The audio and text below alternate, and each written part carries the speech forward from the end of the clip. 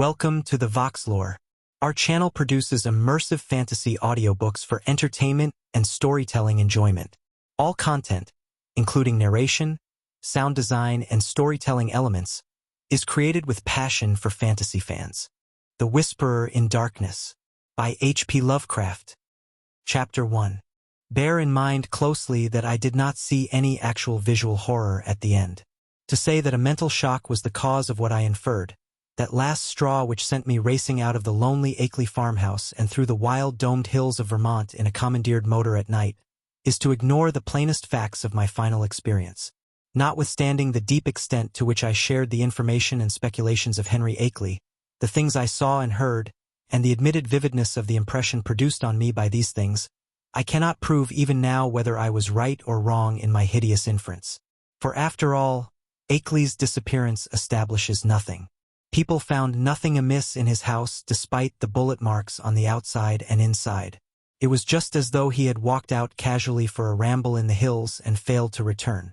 There was not even a sign that a guest had been there, or that those horrible cylinders and machines had been stored in the study. That he had mortally feared the crowded green hills and endless trickle of brooks among which he had been born and reared means nothing at all either. For thousands are subject to just such morbid fears.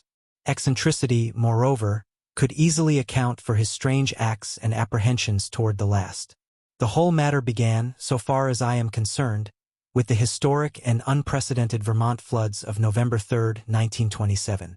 I was then, as now, an instructor of literature at Miskatonic University in Arkham, Massachusetts, and an enthusiastic amateur student of New England folklore.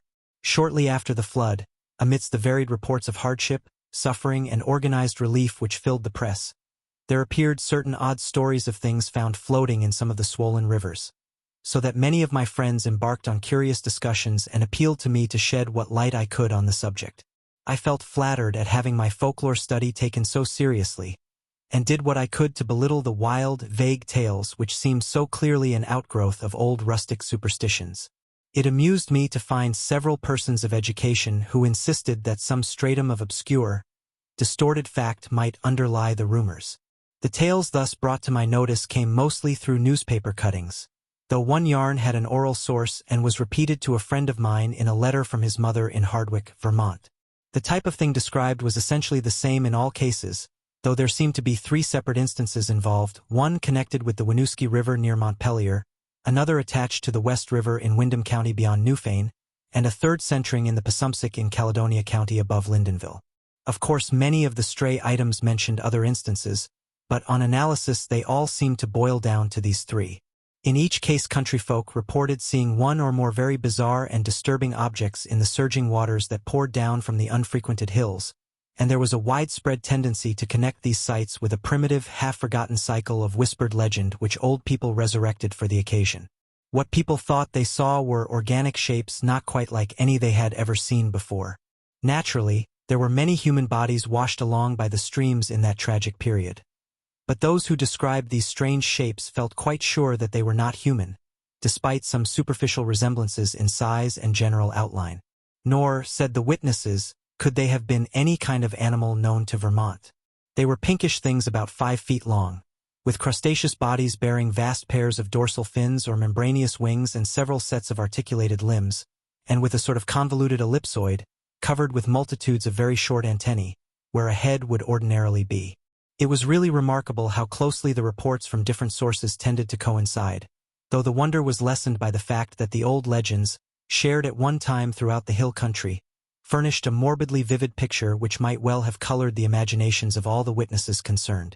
It was my conclusion that such witnesses, in every case naive and simple backwoods folk, had glimpsed the battered and bloated bodies of human beings or farm animals in the whirling currents, and had allowed the half-remembered folklore to invest these pitiful objects with fantastic attributes. The ancient folklore, while cloudy, evasive, and largely forgotten by the present generation, was of a highly singular character, and obviously reflected the influence of still earlier Indian tales. I knew it well, though I had never been in Vermont, through the exceedingly rare monograph of Eli Davenport, which embraces material orally obtained prior to 1839 among the oldest people of the state. This material, moreover, closely coincided with tales which I had personally heard from elderly rustics in the mountains of New Hampshire. Briefly summarized, it hinted at a hidden race of monstrous beings which lurked somewhere among the remoter hills, in the deep woods of the highest peaks, and the dark valleys where streams trickle from unknown sources. These beings were seldom glimpsed, but evidences of their presence were reported by those who had ventured farther than usual up the slopes of certain mountains or into certain deep, steep-sided gorges that even the wolves shunned. There were queer footprints or clawprints in the mud of brook margins and barren patches, and curious circles of stones, with the grass around them worn away, which did not seem to have been placed or entirely shaped by nature. There were, too, certain caves of problematical depth in the sides of the hills, with mouths closed by boulders in a manner scarcely accidental, and with more than an average quota of the queer prints leading both toward and away from them, if indeed the direction of these prints could be justly estimated. And worst of all, there were the things which adventurous people had seen very rarely in the twilight of the remotest valleys and the dense perpendicular woods above the limits of normal hill climbing. It would have been less uncomfortable if the stray accounts of these things had not agreed so well. As it was, nearly all the rumors had several points in common, averring that the creatures were a sort of huge, light red crab with many pairs of legs and with two great bat-like wings in the middle of the back. They sometimes walked on all their legs, and sometimes on the hindmost pair only, using the others to convey large objects of indeterminate nature. On one occasion they were spied in considerable numbers, a detachment of them wading along a shallow woodland watercourse 3 abreast in evidently disciplined formation. Once a specimen was seen flying, launching itself from the top of a bald, lonely hill at night and vanishing in the sky after its great flapping wings had been silhouetted an instant against the full moon. These things seemed content, on the whole, to let mankind alone, though they were at times held responsible for the disappearance of venturesome individuals, especially persons who built houses too close to certain valleys or too high up on certain mountains. Many localities came to be known as inadvisable to settle in, the feeling persisting long after the cause was forgotten. People would look up at some of the neighboring mountain precipices with a shudder, even when not recalling how many settlers had been lost, and how many farmhouses burnt to ashes, on the lower slopes of those grim, green sentinels. But while according to the earliest legends the creatures would appear to have harmed only those trespassing on their privacy, there were later accounts of their curiosity respecting men, and of their attempts to establish secret outposts in the human world. There were tales of the queer clawprints seen around farmhouse windows in the morning, and of occasional disappearances in regions outside the obviously haunted areas. Tales, besides, of buzzing voices in imitation of human speech which made surprising offers to lone travelers on roads and cart paths in the deep woods, and of children frightened out of their wits by things seen or heard where the primal forest pressed close upon their dooryards. In the final layer of legends, the layer just preceding the decline of superstition and the abandonment of close contact with the dreaded places, there are shocked references to hermits and remote farmers who at some period of life appeared to have undergone a repellent mental change, and who were shunned and whispered about as mortals who had sold themselves to the strange beings. In one of the northeastern counties it seemed to be a fashion about 1800 to accuse eccentric and unpopular recluses of being allies or representatives of the abhorred things. As to what the things were, explanations naturally varied. The common name applied to them was "those ones" or "the old ones," though other terms had a local and transient use. Perhaps the bulk of the Puritan settlers set them down bluntly as familiars of the devil, and made them a basis of odd theological speculation. Those with Celtic legendary in their heritage, mainly the Scotch-Irish element of New Hampshire, and their kindred who had settled in Vermont on Governor Wentworth's colonial grants, linked them vaguely with the malign fairies and little people of the bogs and raths, and protected themselves with scraps of incantation handed down through many generations. But the Indians had the most fantastic theories of all. While different tribal legends differed, there was a marked consensus of belief in certain vital particulars, it being unanimously agreed that the creatures were not native to this earth. The Pennacook myths, which were the most consistent and picturesque, taught that the winged ones came from the Great Bear in the sky, and had mines in our earthly hills whence they took a kind of stone they could not get on any other world. They did not live here, said the myths, but merely maintained outposts and flew back with vast cargoes of stone to their own stars in the north. They harmed only those earth people who got too near them or spied upon them. Animals shunned them through instinctive hatred, not because of being hunted. They could not eat the things and animals of earth, but brought their own food from the stars. It was bad to get near them, and sometimes young hunters who went into their hills never came back. It was not good, either, to listen to what they whispered at night in the forest with voices like a bee's that tried to be like the voices of men. They knew the speech of all kinds of men, Penacooks, Hurons, men of the 5 nations, but did not seem to have or need any speech of their own. They talked with their heads, which changed color in different ways to mean different things. All the legendary, of course white and Indian alike, died down during the 19th century, except for occasional atavistical flare-ups. The ways of the Vermonters became settled, and once their habitual paths and dwellings were established according to a certain fixed plan, they remembered less and less what fears and avoidances had determined that plan, and even that there had been any fears or avoidances. Most people simply knew that certain hilly regions were considered as highly unhealthy, unprofitable, and generally unlucky to live in, and that the farther one kept from them the better off one usually was. In time, the ruts of custom and economic interest became so deeply cut in approved places that there was no longer any reason for going outside them, and the haunted hills were left deserted by accident rather than by design. Save during infrequent local scares, only wonder-loving grandmothers and retrospective nonagenarians ever whispered of beings dwelling in those hills. And even such whisperers admitted that there was not much to fear from those things now that they were used to the presence of houses and settlements, and now that human beings let their chosen territory severely alone. All this I had known from my reading and from certain folktales picked up in New Hampshire. Hence, when the floodtime rumors began to appear, I could easily guess what imaginative background had evolved them. I took great pains to explain this to my friends, and was correspondingly amused when several contentious souls continued to insist on a possible element of truth in the reports. Such persons tried to point out that the early legends had a significant persistence and uniformity, and that the virtually unexplored nature of the Vermont hills made it unwise to be dogmatic about what might or might not dwell among them. Nor could they be silenced by my assurance that all the myths were of a well-known pattern common to most of mankind and determined by early phases of imaginative experience which always produced the same type of delusion.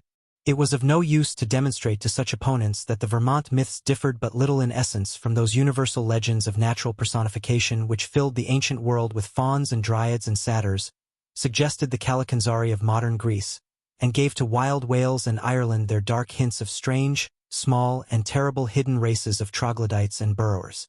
No use, either, to point out the even more startlingly similar belief of the Nepalese hill tribes in the dreaded Migo or abominable snowmen, who lurk hideously amidst the ice and rock pinnacles of the Himalayan summits.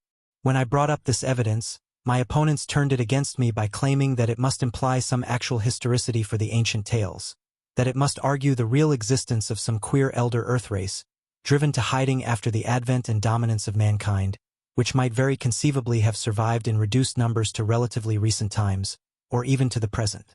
The more I laughed at such theories, the more these stubborn friends asseverated them, adding that even without the heritage of legend the recent reports were too clear, consistent, detailed, and sanely prosaic in manner of telling, to be completely ignored. 2 or 3 fanatical extremists went so far as to hint at possible meanings in the ancient Indian tales which gave the hidden beings a non-terrestrial origin, citing the extravagant books of Charles Fort with their claims that voyagers from other worlds in outer space have often visited Earth. Most of my foes, however, were merely romanticists who insisted on trying to transfer to real life the fantastic lore of lurking little people made popular by the magnificent horror fiction of Arthur Machen. Chapter 2. As was only natural under the circumstances, this piquant debating finally got into print in the form of letters to the Arkham Advertiser, some of which were copied in the press of those Vermont regions whence the flood stories came. The Rutland Herald gave half a page of extracts from the letters on both sides, while the Brattleboro Reformer reprinted one of my long historical and mythological summaries in full, with some accompanying comments in the Pendrifter's thoughtful column which supported and applauded my skeptical conclusions. By the spring of 1928, I was almost a well-known figure in Vermont, notwithstanding the fact that I had never set foot in the state. Then came the challenging letters from Henry Akeley which impressed me so profoundly, and which took me for the first and last time to that fascinating realm of crowded green precipices and muttering forest streams. Most of what I now know of Henry Wentworth Akeley was gathered by correspondence with his neighbors, and with his only son in California, after my experience in his lonely farmhouse. He was, I discovered, the last representative on his home soil of a long, locally distinguished line of jurists, administrators, and gentlemen agriculturists. In him, however, the family mentally had veered away from practical affairs to pure scholarship, so that he had been a notable student of mathematics, astronomy, biology, anthropology, and folklore at the University of Vermont. I had never previously heard of him, and he did not give many autobiographical details in his communications. But from the first I saw he was a man of character, education, and intelligence, albeit a recluse with very little worldly sophistication. Despite the incredible nature of what he claimed, I could not help at once taking Akeley more seriously than I had taken any of the other challengers of my views. For one thing, he was really close to the actual phenomena, visible and tangible, that he speculated so grotesquely about, and for another thing, he was amazingly willing to leave his conclusions in a tentative state like a true man of science. He had no personal preferences to advance, and was always guided by what he took to be solid evidence. Of course, I began by considering him mistaken, but gave him credit for being intelligently mistaken, and at no time did I emulate some of his friends in attributing his ideas, and his fear of the lonely green hills, to insanity. I could see that there was a great deal to the man, and knew that what he reported must surely come from strange circumstances deserving investigation, however little it might have to do with the fantastic causes he assigned. Later on I received from him certain material proofs which placed the matter on a somewhat different and bewilderingly bizarre basis. I cannot do better than transcribe in full, so far as is possible, the long letter in which Akeley introduced himself, and which formed such an important landmark in my own intellectual history. It is no longer in my possession, but my memory holds almost every word of its portentous message, and again I affirm my confidence in the sanity of the man who wrote it. Here is the text, a text which reached me in the cramped, archaic-looking scrawl of one who had obviously not mingled much with the world during his sedate, scholarly life. RFD number 2, Townsend, Wyndham Company, Vermont, May 5, 1928. Albert N. Wilmarth Esq., 118 Saltonstall Street, Arkham, Massachusetts. My dear sir, I have read with great interest the Brattleboro Reformer's reprint, April 23, 28, of your letter on the recent stories of strange bodies seen floating in our flooded streams last fall, and on the curious folklore they so well agree with. It is easy to see why an outlander would take the position you take, and even why Pendrifter agrees with you. That is the attitude generally taken by educated persons both in and out of Vermont, and was my own attitude as a young man, I am now 57, before my studies, both general and in Davenport's book, led me to do some exploring in parts of the hills hereabouts not usually visited. I was directed toward such studies by the queer old tales I used to hear from elderly farmers of the more ignorant sort, but now I wish I had let the whole matter alone. I might say, with all proper modesty, that the subject of anthropology and folklore is by no means strange to me. I took a good deal of it at college and am familiar with most of the standard authorities such as Tyler, Lubbock, Fraser, Catterfages, Murray, Osborne, Keith, Boole, G. Elliott Smith, and so on. It is no news to me that tales of hidden races are as old as all mankind. I have seen the reprints of letters from you and those arguing with you in the Rutland Herald, and guess I know about where your controversy stands at the present time. What I desire to say now is that I am afraid your adversaries are nearer right than yourself, even though all reason seems to be on your side. They are nearer right than they realize themselves, for of course they go only by theory, and cannot know what I know. If I knew as little of the matter as they, I would not feel justified in believing as they do. I would be wholly on your side. You can see that I am having a hard time getting to the point, probably because I really dread getting to the point. But the upshot of the matter is that I have certain evidence that monstrous things do indeed live in the woods on the high hills which nobody visits.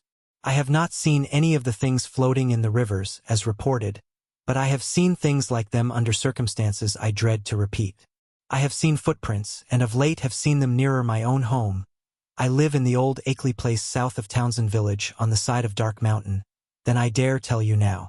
And I have overheard voices in the woods at certain points that I will not even begin to describe on paper. At one place I heard them so much that I took a phonograph there, with a dictaphone attachment and wax blank, and I shall try to arrange to have you hear the record I got. I have run it on the machine for some of the old people up here, and one of the voices had nearly scared them paralyzed by reason of its likeness to a certain voice, that buzzing voice in the woods which Davenport mentions, that their grandmothers have told about and mimicked for them. I know what most people think of a man who tells about hearing voices. But before you draw conclusions, just listen to this record and ask some of the older backwoods people what they think of it. If you can account for it normally, very well. But there must be something behind it.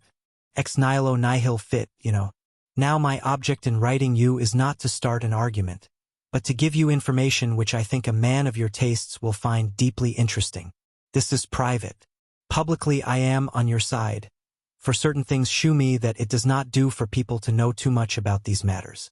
My own studies are now wholly private, and I would not think of saying anything to attract people's attention and cause them to visit the places I have explored.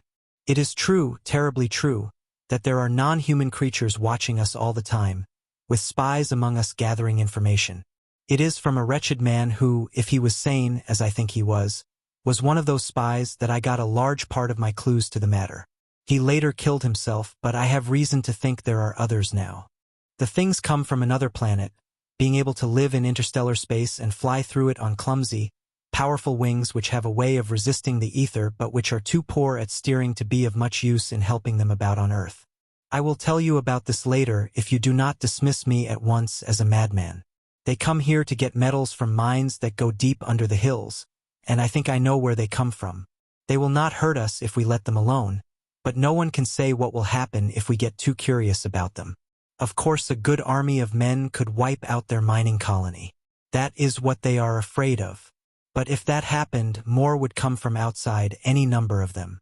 They could easily conquer the earth, but have not tried so far because they have not needed to. They would rather leave things as they are to save bother. I think they mean to get rid of me because of what I have discovered. There is a great black stone with unknown hieroglyphics half worn away which I found in the woods on Round Hill, east of here, and after I took it home everything became different. If they think I suspect too much they will either kill me or take me off the earth to where they come from. They like to take away men of learning once in a while, to keep informed on the state of things in the human world. This leads me to my secondary purpose in addressing you, namely, to urge you to hush up the present debate rather than give it more publicity. People must be kept away from these hills, and in order to effect this, their curiosity ought not to be aroused any further.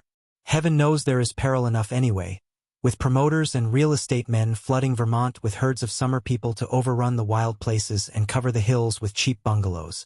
I shall welcome further communication with you, and shall try to send you that phonograph record and black stone, which is so worn that photographs don't shew much, by express if you are willing.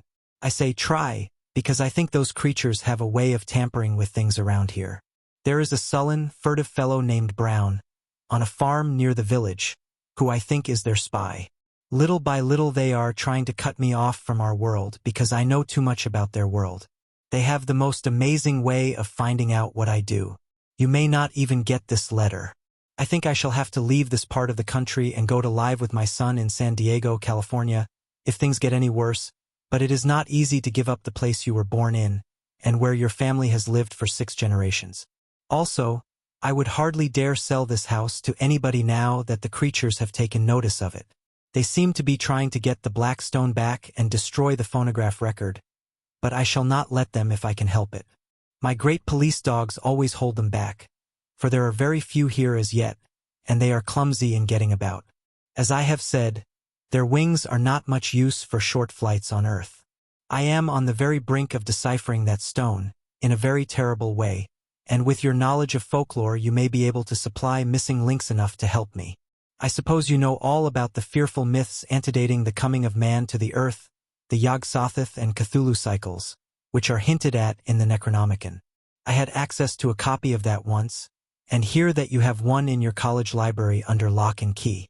To conclude, Mr. Wilmarth, I think that with our respective studies we can be very useful to each other. I don't wish to put you in any peril, and suppose I ought to warn you that possession of the stone and the record won't be very safe. But I think you will find any risks worth running for the sake of knowledge. I will drive down to Newfane or Brattleboro to send whatever you authorize me to send. For the express offices there are more to be trusted. I might say that I live quite alone now, since I can't keep hired help anymore. They won't stay because of the things that try to get near the house at night, and that keep the dogs barking continually.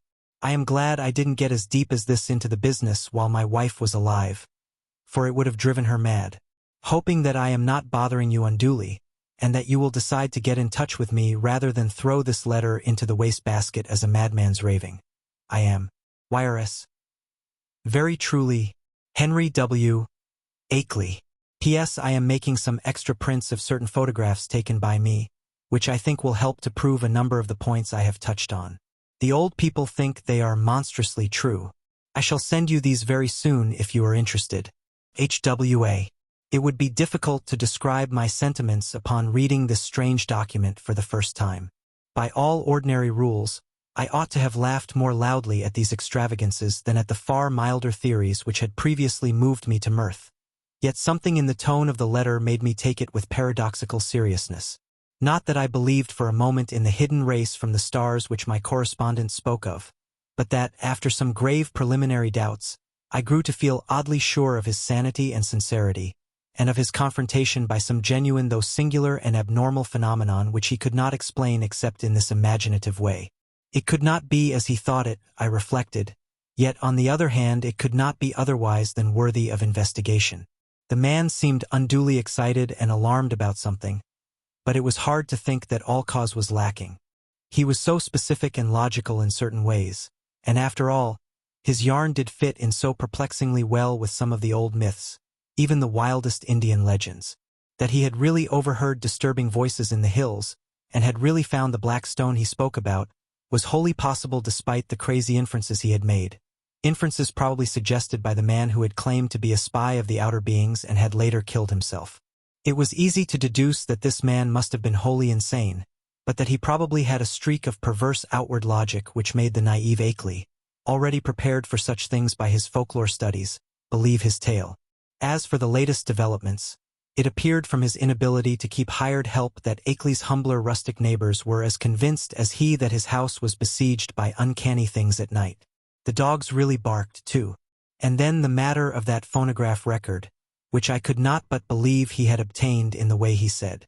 It must mean something, whether animal noises deceptively like human speech, or the speech of some hidden, night-haunting human being decayed to a state not much above that of lower animals. From this my thoughts went back to the black hieroglyph stone, and to speculations upon what it might mean.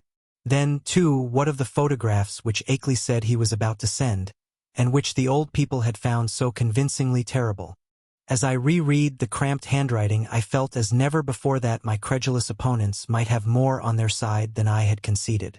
After all, there might be some queer and perhaps hereditarily misshapen outcasts in those shunned hills, even though no such race of star-born monsters as folklore claimed. And if there were, then the presence of strange bodies in the flooded streams would not be wholly beyond belief. Was it too presumptuous to suppose that both the old legends and the recent reports had this much of reality behind them? But even as I harbored these doubts, I felt ashamed that so fantastic a piece of bizarrerie as Henry Akeley's wild letter had brought them up. In the end, I answered Akeley's letter, adopting a tone of friendly interest and soliciting further particulars. His reply came almost by return mail, and contained, true to promise, a number of Kodak views of scenes and objects illustrating what he had to tell. Glancing at these pictures as I took them from the envelope, I felt a curious sense of fright and nearness to forbidden things, for in spite of the vagueness of most of them, they had a damnably suggestive power which was intensified by the fact of their being genuine photographs, actual optical links with what they portrayed, and the product of an impersonal transmitting process without prejudice, fallibility, or mendacity.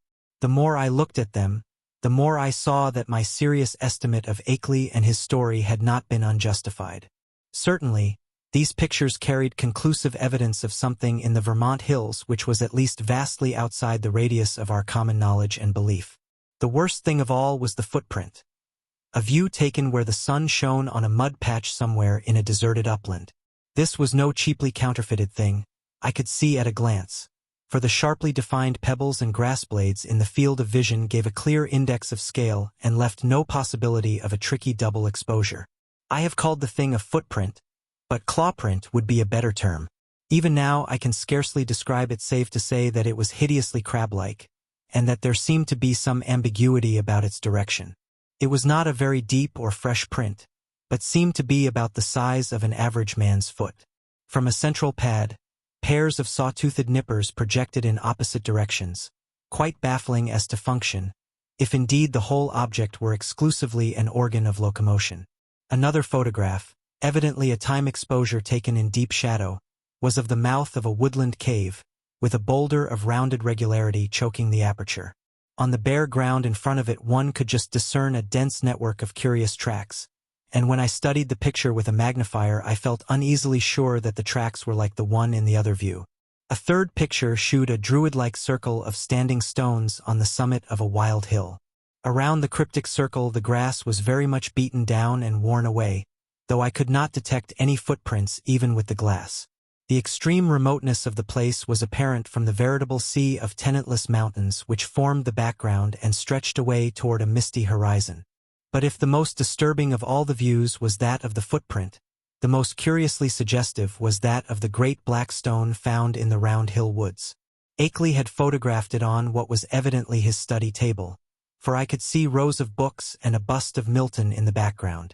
The thing, as nearly as one might guess, had faced the camera vertically with a somewhat irregularly curved surface of 1 by 2 feet. But to say anything definite about that surface, or about the general shape of the whole mass, almost defies the power of language. What outlandish geometrical principles had guided its cutting, for artificially cut it surely was, I could not even begin to guess, and never before had I seen anything which struck me as so strangely and unmistakably alien to this world. Of the hieroglyphics on the surface I could discern very few, but one or two that I did see gave me rather a shock. Of course they might be fraudulent, for others besides myself had read the monstrous and abhorred Necronomicon of the mad Arab Abdul al-Hazard. But it nevertheless made me shiver to recognize certain ideographs which study had taught me to link with the most blood-curdling and blasphemous whispers of things that had had a kind of mad half-existence before the Earth and the other inner worlds of the solar system were made. Of the 5 remaining pictures, 3 were of swamp and hill scenes which seemed to bear traces of hidden and unwholesome tenancy. Another was of a queer mark in the ground very near Akeley's house, which he said he had photographed the morning after a night on which the dogs had barked more violently than usual. It was very blurred, and one could really draw no certain conclusions from it. But it did seem fiendishly like that other mark or claw print photographed on the deserted upland. The final picture was of the Akeley place itself, a trim white house of 2 stories and attic, about a century and a quarter old, and with a well-kept lawn and stone-bordered path leading up to a tastefully carved Georgian doorway. There were several huge police dogs on the lawn, squatting near a pleasant-faced man with a close-cropped gray beard whom I took to be Akeley himself. His own photographer, one might infer from the tube-connected bulb in his right hand. From the pictures I turned to the bulky, closely written letter itself, and for the next 3 hours was immersed in a gulf of unutterable horror. Where Akeley had given only outlines before, he now entered into minute details, presenting long transcripts of words overheard in the woods at night, long accounts of monstrous pinkish forms spied in thickets at twilight on the hills, and a terrible cosmic narrative derived from the application of profound and varied scholarship to the endless bygone discourses of the mad self-styled spy who had killed himself. I found myself faced by names and terms that I had heard elsewhere in the most hideous of connections: Yuggoth, Great Cthulhu, Tsathoggua, Yog-Sothoth, Relaya, Nyarlathotep, Azathoth, Hastur, Yayan, Leng, the Lake of Hali, Bethmura, the Yellow Sign, Lemurkathalos, Bran, and the Magnum Innominandum, and was drawn back through nameless eons and inconceivable dimensions to worlds of elder, outer entity at which the crazed author of the Necronomicon had only guessed in the vaguest way. I was told of the pits of primal life, and of the streams that had trickled down therefrom, and finally of the tiny rivulet from one of those streams which had become entangled with the destinies of our own earth. My brain whirled, and where before I had attempted to explain things away, I now began to believe in the most abnormal and incredible wonders. The array of vital evidence was damnably vast and overwhelming, and the cool, scientific attitude of Akeley, an attitude removed as far as imaginable from the demented, the fanatical, the hysterical, or even the extravagantly speculative, had a tremendous effect on my thought and judgment. By the time I laid the frightful letter aside, I could understand the fears he had come to entertain, and was ready to do anything in my power to keep people away from those wild, haunted hills. Even now, when time has dulled the impression and made me half-question my own experience and horrible doubts, there are things in that letter of Akeley's which I would not quote, or even form into words on paper. I am almost glad that the letter and record and photographs are gone now, and I wish, for reasons I shall soon make clear, that the new planet beyond Neptune had not been discovered. With the reading of that letter, my public debating about the Vermont horror permanently ended. Arguments from opponents remained unanswered or put off with promises, and eventually the controversy petered out into oblivion. During late May and June I was in constant correspondence with Akeley, though once in a while a letter would be lost, so that we would have to retrace our ground and perform considerable laborious copying. What we were trying to do, as a whole, was to compare notes in matters of obscure mythological scholarship and arrive at a clearer correlation of the Vermont horrors with the general body of primitive world legend. For one thing, we virtually decided that these morbidities and the hellish Himalayan Migo were one and the same order of incarnated nightmare. There were also absorbing zoological conjectures, which I would have referred to Professor Dexter in my own college but for Akeley's imperative command to tell no one of the matter before us. If I seem to disobey that command now, it is only because I think that at this stage a warning about those farther Vermont hills, and about those Himalayan peaks which bold explorers are more and more determined to ascend, is more conducive to public safety than silence would be. One specific thing we were leading up to was a deciphering of the hieroglyphics on that infamous black stone, a deciphering which might well place us in possession of secrets deeper and more dizzying than any formerly known to man. Chapter 3. Toward the end of June the phonograph record came, shipped from Brattleboro, since Akeley was unwilling to trust conditions on the branch line north of there. He had begun to feel an increased sense of espionage, aggravated by the loss of some of our letters, and said much about the insidious deeds of certain men whom he considered tools and agents of the hidden beings. Most of all he suspected the surly farmer Walter Brown, who lived alone on a rundown hillside place near the deep woods, and who was often seen loafing around corners in Brattleboro, Bellows Falls, Newfane, and South Londonderry in the most inexplicable and seemingly unmotivated way. Brown's voice, he felt convinced, was one of those he had overheard on a certain occasion in a very terrible conversation, and he had once found a footprint or claw print near Brown's house which might possess the most ominous significance. It had been curiously near some of Brown's own footprints that faced toward it. So the record was shipped from Brattleboro, whither Akeley drove in his Ford car along the lonely Vermont back roads. He confessed in an accompanying note that he was beginning to be afraid of those roads, and that he would not even go into Townsend for supplies now except in broad daylight. It did not pay, he repeated again and again, to know too much unless one were very remote from those silent and problematical hills. He would be going to California pretty soon to live with his son, though it was hard to leave a place where all one's memories and ancestral feelings centered. Before trying the record on the commercial machine which I borrowed from the college administration building, I carefully went over all the explanatory matter in Akeley's various letters. This record, he had said, was obtained about 1 a.m. on the 1st of May, 1915, near the closed mouth of a cave where the wooded west slope of Dark Mountain rises out of Lee's Swamp. The place had always been unusually plagued with strange voices, this being the reason he had brought the phonograph, dictaphone, and blank in expectation of results. Former experience had told him that May Eve, the hideous Sabbath night of underground European legend, would probably be more fruitful than any other date, and he was not disappointed. It was noteworthy, though, that he never again heard voices at that particular spot. Unlike most of the overheard forest voices, the substance of the record was quasi-ritualistic, and included one palpably human voice which Akeley had never been able to place. It was not Brown's, but seemed to be that of a man of greater cultivation. The second voice, however, was the real crux of the thing, for this was the accursed buzzing which had no likeness to humanity despite the human words which it uttered in good English grammar and a scholarly accent. The recording phonograph and dictaphone had not worked uniformly well, and had of course been at a great disadvantage because of the remote and muffled nature of the overheard ritual, so that the actual speech secured was very fragmentary. Akeley had given me a transcript of what he believed the spoken words to be, and I glanced through this again as I prepared the machine for action. The text was darkly mysterious rather than openly horrible, though a knowledge of its origin and manner of gathering gave it all the associative horror which any words could well possess.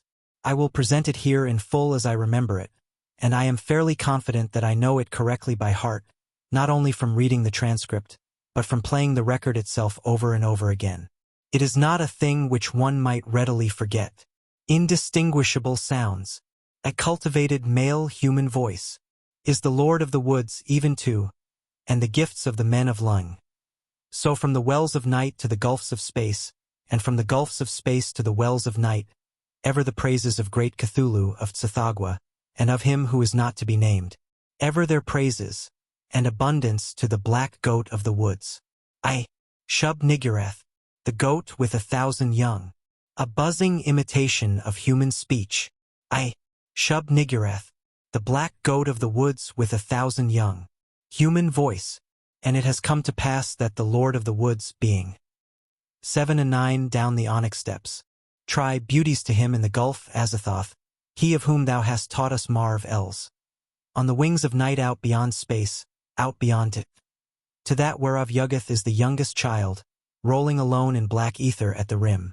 Buzzing voice, go out among men and find the ways thereof, that he in the gulf may know.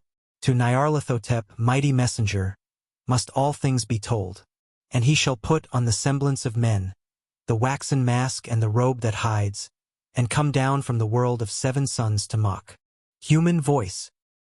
Nyarl, Athotep, great messenger, bringer of strange joy to Yuggeth through the void, father of the million favored ones, stalker among. Speech cut off by end of record. Such were the words for which I was to listen when I started the phonograph. It was with a trace of genuine dread and reluctance that I pressed the lever and heard the preliminary scratching of the sapphire point, and I was glad that the first faint, fragmentary words were in a human voice, a mellow, educated voice which seemed vaguely Bostonian in accent, and which was certainly not that of any native of the Vermont hills. As I listened to the tantalizingly feeble rendering, I seemed to find the speech identical with Akeley's carefully prepared transcript. On it chanted, in that mellow Bostonian voice, I, Shub-Niggurath, the goat with 1,000 young. And then I heard the other voice. To this hour I shudder retrospectively when I think of how it struck me, prepared though I was by Akeley's accounts. Those to whom I have since described the record profess to find nothing but cheap imposture or madness in it. But could they have heard the accursed thing itself or read the bulk of Akeley's correspondence, especially that terrible and encyclopedic second letter, I know they would think differently. It is, after all, a tremendous pity that I did not disobey Akeley and play the record for others. A tremendous pity, too, that all of his letters were lost. To me, with my first-hand impression of the actual sounds, and with my knowledge of the background and surrounding circumstances, the voice was a monstrous thing. It swiftly followed the human voice in ritualistic response, but in my imagination it was a morbid echo winging its way across unimaginable abysses from unimaginable outer hells. It is more than 2 years now since I last ran off that blasphemous waxen cylinder. But at this moment, and at all other moments, I can still hear that feeble, fiendish buzzing as it reached me for the first time. I, Shub-Niggurath, the black goat of the woods with 1,000 young. But though that voice is always in my ears, I have not even yet been able to analyze it well enough for a graphic description. It was like the drone of some loathsome, gigantic insect ponderously shaped into the articulate speech of an alien species, and I am perfectly certain that the organs producing it can have no resemblance to the vocal organs of man, or indeed to those of any of the mammalia. There were singularities in timbre, range, and overtones which placed this phenomenon wholly outside the sphere of humanity and earth life.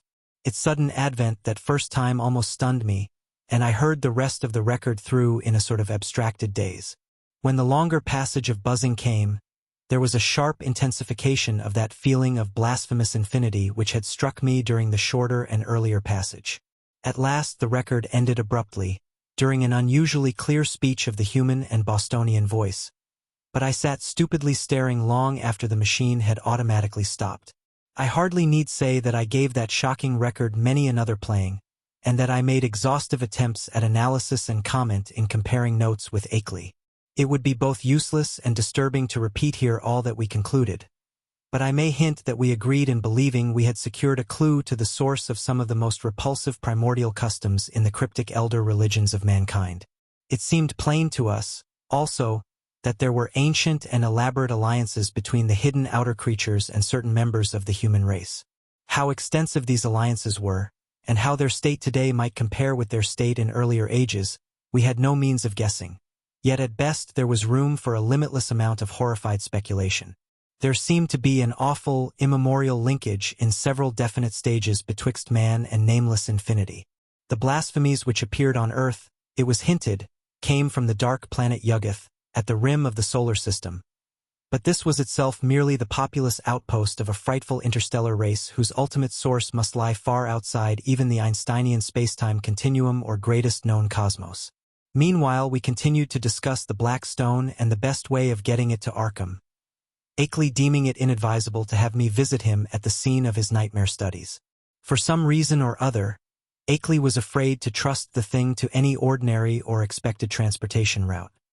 His final idea was to take it across county to Bellows Falls and ship it on the Boston and Maine system through Keene and Winchendon and Fitchburg, even though this would necessitate his driving along somewhat lonelier and more forest-traversing hill roads than the main highway to Brattleboro.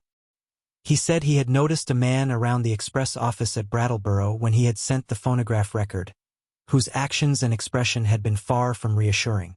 This man had seemed too anxious to talk with the clerks, and had taken the train on which the record was shipped. Akeley confessed that he had not felt strictly at ease about that record until he heard from me of its safe receipt. About this time, the second week in July, another letter of mine went astray, as I learned through an anxious communication from Akeley.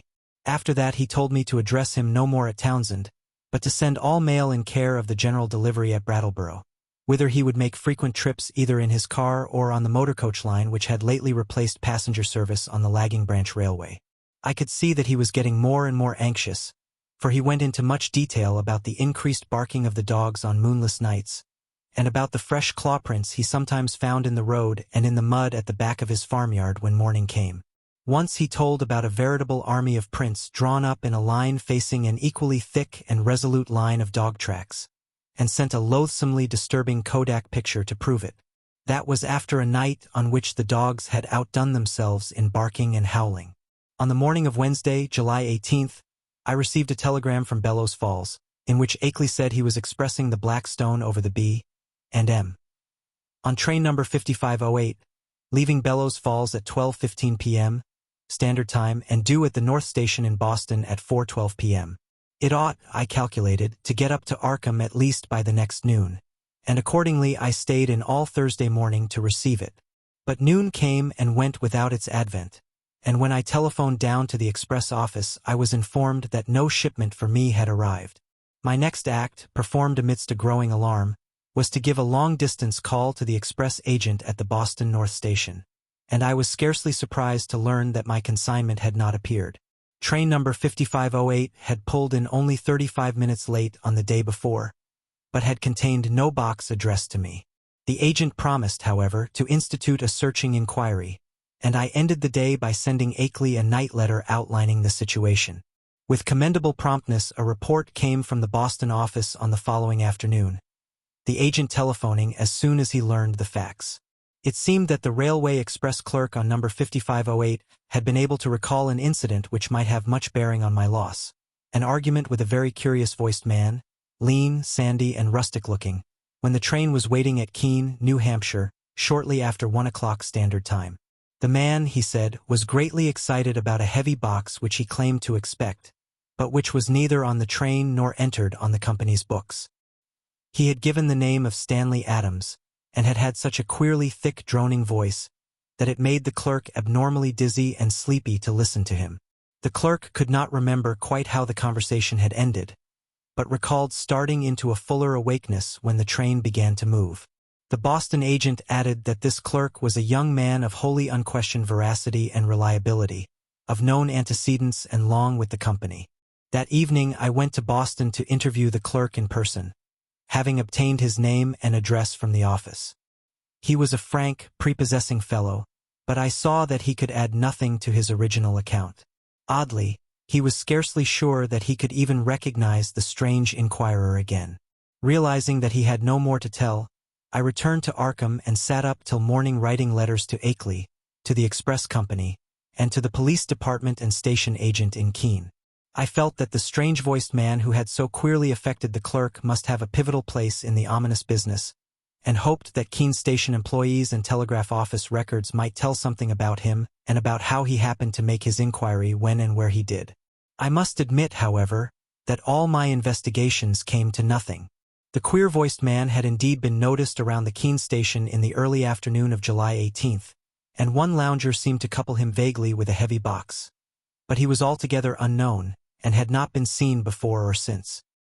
He had not visited the telegraph office or received any message so far as could be learned, nor had any message which might justly be considered a notice of the Blackstone's presence on number 5508 come through the office for anyone. Naturally, Akeley joined with me in conducting these inquiries, and even made a personal trip to Keene to question the people around the station, but his attitude toward the matter was more fatalistic than mine. He seemed to find the loss of the box a portentous and menacing fulfillment of inevitable tendencies, and had no real hope at all of its recovery. He spoke of the undoubted telepathic and hypnotic powers of the hill creatures and their agents, and in one letter hinted that he did not believe the stone was on this earth any longer.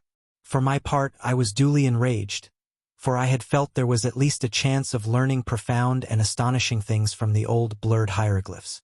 The matter would have rankled bitterly in my mind, had not Akeley's immediate subsequent letters brought up a new phase of the whole horrible hill problem which at once seized all my attention. Chapter 4. The Unknown Things, Akeley wrote in a script grown pitifully tremulous, had begun to close in on him with a wholly new degree of determination. The nocturnal barking of the dogs whenever the moon was dim or absent was hideous now, and there had been attempts to molest him on the lonely roads he had to traverse by day. On the 2nd of August, while bound for the village in his car, he had found a tree trunk laid in his path at a point where the highway ran through a deep patch of woods. While the savage barking of the two great dogs he had with him told all too well of the things which must have been lurking near. What would have happened had the dogs not been there, he did not dare guess. But he never went out now without at least two of his faithful and powerful pack. Other road experiences had occurred on August 5th and 6th. A shot grazing his car on one occasion, and the barking of the dogs telling of unholy woodland presences on the other. On August 15th I received a frantic letter which disturbed me greatly, and which made me wish Akeley could put aside his lonely reticence and call in the aid of the law. There had been frightful happenings on the night of the 12-13th. Bullets flying outside the farmhouse, and 3 of the 12 great dogs being found shot dead in the morning. There were myriads of claw prints in the road, with the human prints of Walter Brown among them. Akeley had started to telephone to Brattleboro for more dogs, but the wire had gone dead before he had a chance to say much.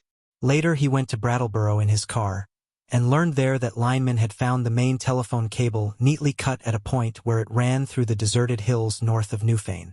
But he was about to start home with 4 fine new dogs, and several cases of ammunition for his big game repeating rifle. The letter was written at the post office in Brattleboro, and came through to me without delay. My attitude toward the matter was by this time quickly slipping from a scientific to an alarmedly personal one. I was afraid for Akeley in his remote, lonely farmhouse, and half afraid for myself because of my now definite connection with the strange hill problem. The thing was reaching out so. Would it suck me in and engulf me? In replying to his letter, I urged him to seek help, and hinted that I might take action myself if he did not. I spoke of visiting Vermont in person in spite of his wishes, and of helping him explain the situation to the proper authorities. In return, however, I received only a telegram from Bellows Falls which read thus: "Appreciate your position but can do nothing. Take no action yourself for it could only harm both. Wait for explanation. Henry Akeley." But the affair was steadily deepening. Upon my replying to the telegram, I received a shaky note from Akeley with the astonishing news that he had not only never sent the wire, but had not received the letter from me to which it was an obvious reply. Hasty inquiries by him at Bellows Falls had brought out that the message was deposited by a strange sandy-haired man with a curiously thick, droning voice, though more than this he could not learn. The clerk shewed him the original text as scrawled in pencil by the sender, but the handwriting was wholly unfamiliar. It was noticeable that the signature was misspelled, Akely, without the second E. Certain conjectures were inevitable, but amidst the obvious crisis, he did not stop to elaborate upon them. He spoke of the death of more dogs and the purchase of still others, and of the exchange of gunfire which had become a settled feature each moonless night. Brown's prints, and the prints of at least one or two more shod human figures, were now found regularly among the claw prints in the road, and at the back of the farmyard. It was, Akely admitted, a pretty bad business, and before long he would probably have to go to live with his California son, whether or not he could sell the old place. But it was not easy to leave the only spot one could really think of as home. He must try to hang on a little longer. Perhaps he could scare off the intruders, especially if he openly gave up all further attempts to penetrate their secrets. Writing Akely at once, I renewed my offers of aid, and spoke again of visiting him and helping him convince the authorities of his dire peril. In his reply he seemed less set against that plan than his past attitude would have led one to predict, but said he would like to hold off a little while longer, long enough to get his things in order and reconcile himself to the idea of leaving an almost morbidly cherished birthplace. People looked askance at his studies and speculations, and it would be better to get quietly off without setting the countryside in a turmoil and creating widespread doubts of his own sanity. He had had enough, he admitted, but he wanted to make a dignified exit if he could. This letter reached me on the 28th of August, and I prepared and mailed as encouraging a reply as I could. Apparently the encouragement had effect, for Akely had fewer terrors to report when he acknowledged my note. He was not very optimistic, though, and expressed the belief that it was only the full moon season which was holding the creatures off. He hoped there would not be many densely cloudy nights, and talked vaguely of boarding in Brattleboro when the moon waned. Again I wrote him encouragingly, but on September 5th there came a fresh communication which had obviously crossed my letter in the mails, and to this I could not give any such hopeful response. In view of its importance I believe I had better give it in full, as best I can do from memory of the shaky script. It ran substantially as follows. Monday. Dear Wilmarth, a rather discouraging PS to my last. Last night was thickly cloudy, though no rain, and not a bit of moonlight got through. Things were pretty bad, and I think the end is getting near in spite of all we have hoped. After midnight something landed on the roof of the house, and the dogs all rushed up to see what it was. I could hear them snapping and tearing around, and then one managed to get on the roof by jumping from the low L. There was a terrible fight up there, and I heard a frightful buzzing which I'll never forget. And then there was a shocking smell. About the same time bullets came through the window and nearly grazed me.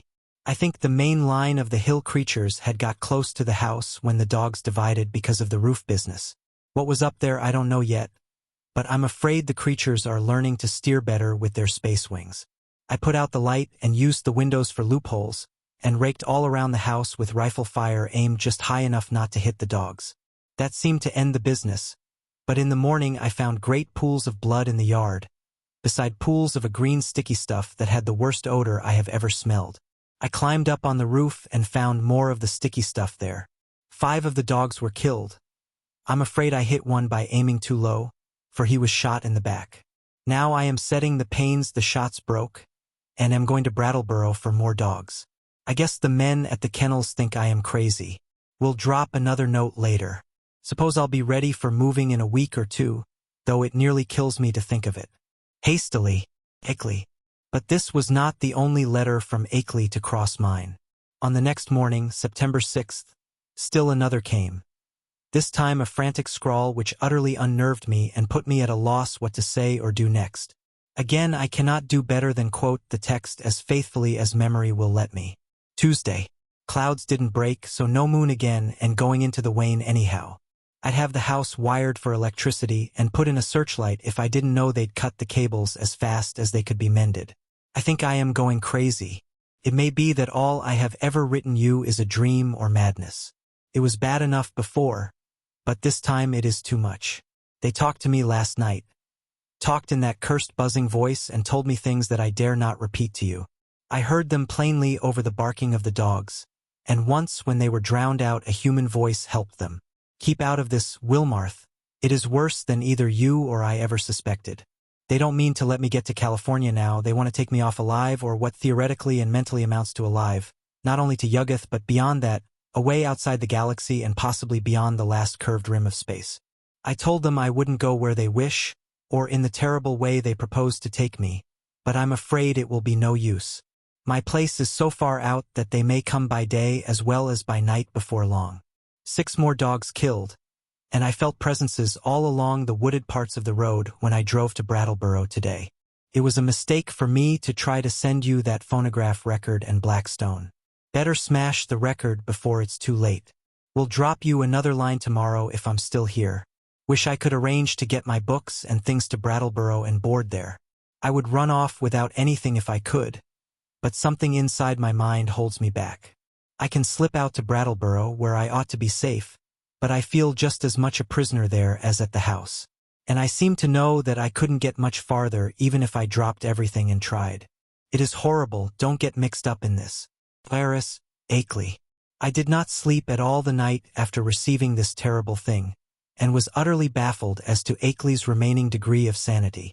The substance of the note was wholly insane, yet the manner of expression, in view of all that had gone before, had a grimly potent quality of convincingness. I made no attempt to answer it, thinking it better to wait until Akeley might have time to reply to my latest communication.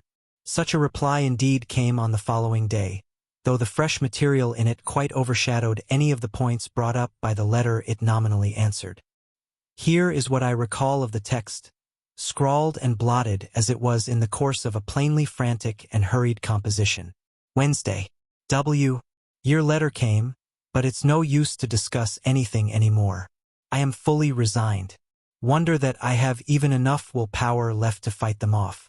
Can't escape even if I were willing to give up everything and run. They'll get me. Had a letter from them yesterday.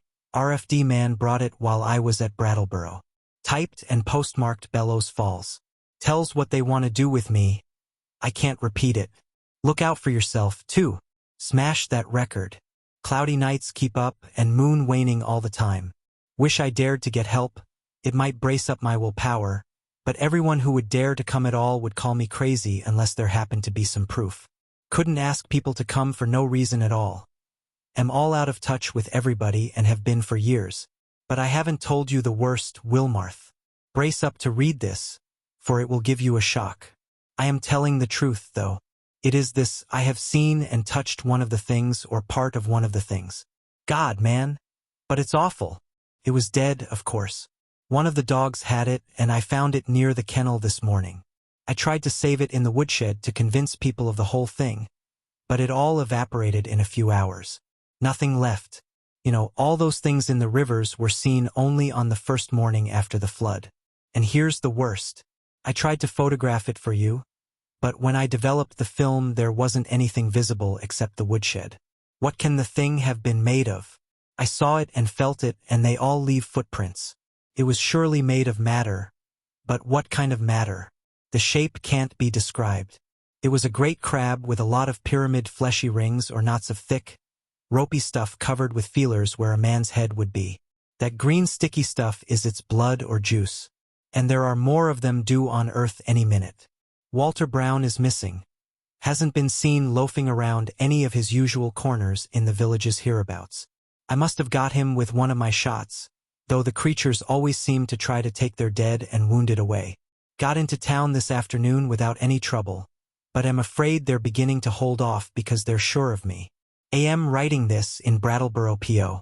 This may be goodbye. If it is, write my son George Goodenough Akeley, 176 Pleasant Street, San Diego, California, but don't come up here. Write the boy if you don't hear from me in a week, and watch the papers for news. I'm going to play my last 2 cards now, if I have the willpower left. First to try poison gas on the things. I've got the right chemicals and have fixed up masks for myself and the dogs, and then if that doesn't work, tell the sheriff. They can lock me in a madhouse if they want to. It'll be better than what the other creatures would do. Perhaps I can get them to pay attention to the prints around the house. They are faint, but I can find them every morning. Suppose, though, police would say I faked them somehow, for they all think I'm a queer character. Must try to have a state policeman spend a night here and see for himself, though it would be just like the creatures to learn about it and hold off that night. They cut my wires whenever I try to telephone in the night. The linemen think it is very queer, and may testify for me if they don't go and imagine I cut them myself. I haven't tried to keep them repaired for over a week now. I could get some of the ignorant people to testify for me about the reality of the horrors, but everybody laughs at what they say, and anyway, they have shunned my place for so long that they don't know any of the new events. You couldn't get one of those rundown farmers to come within a mile of my house for love or money. The mail carrier hears what they say and jokes me about it. God, if I only dared tell him how real it is. I think I'll try to get him to notice the prints, but he comes in the afternoon and they're usually about gone by that time. If I kept one by setting a box or pan over it, he'd think surely it was a fake or joke. Wish I hadn't gotten to be such a hermit so folks don't drop around as they used to. I've never dared shew the Black Stone or the Kodak pictures, or play that record, to anybody but the ignorant people. The others would say I faked the whole business and do nothing but laugh. But I may yet try shewing the pictures. They give those claw prints clearly, even if the things that made them can't be photographed. What a shame nobody else saw that thing this morning before it went to nothing. But I don't know as I care. After what I've been through, a madhouse is as good a place as any. The doctors can help me make up my mind to get away from this house, and that is all that will save me. Write my son George if you don't hear soon. Goodbye, smash that record, and don't mix up in this. Iris, Akeley. The letter frankly plunged me into the blackest of terror. I did not know what to say in answer, but scratched off some incoherent words of advice and encouragement and sent them by registered mail. I recall urging Akeley to move to Brattleboro at once and place himself under the protection of the authorities, adding that I would come to that town with the phonograph record and help convince the courts of his sanity. It was time, too, I think I wrote, to alarm the people generally against this thing in their midst.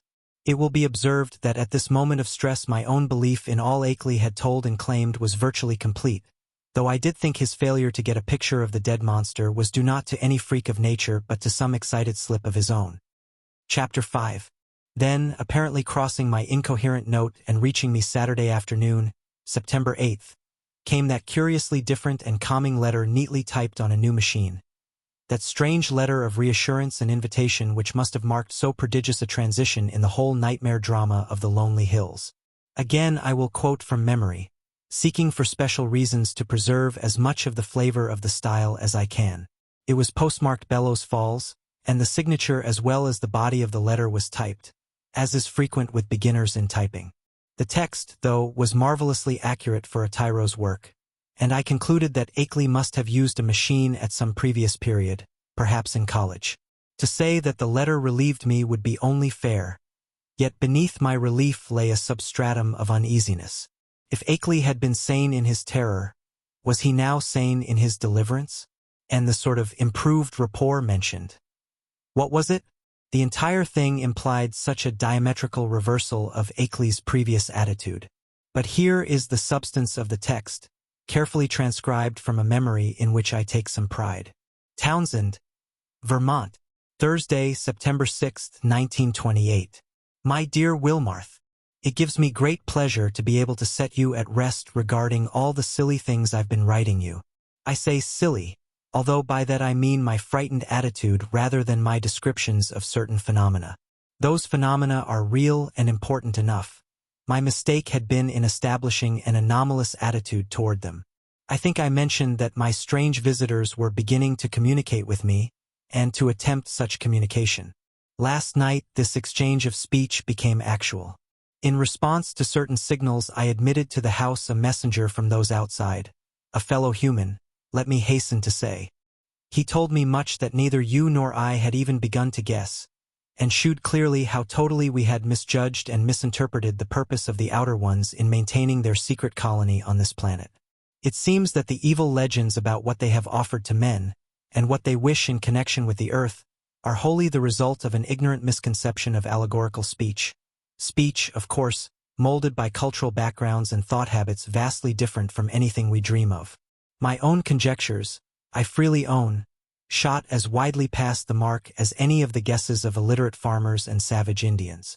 What I had thought morbid and shameful and ignominious is in reality awesome and mind-expanding and even glorious, my previous estimate being merely a phase of man's eternal tendency to hate and fear and shrink from the utterly different. Now I regret the harm I have inflicted upon these alien and incredible beings in the course of our nightly skirmishes. If only I had consented to talk peacefully and reasonably with them in the first place. But they bear me no grudge, their emotions being organized very differently from ours.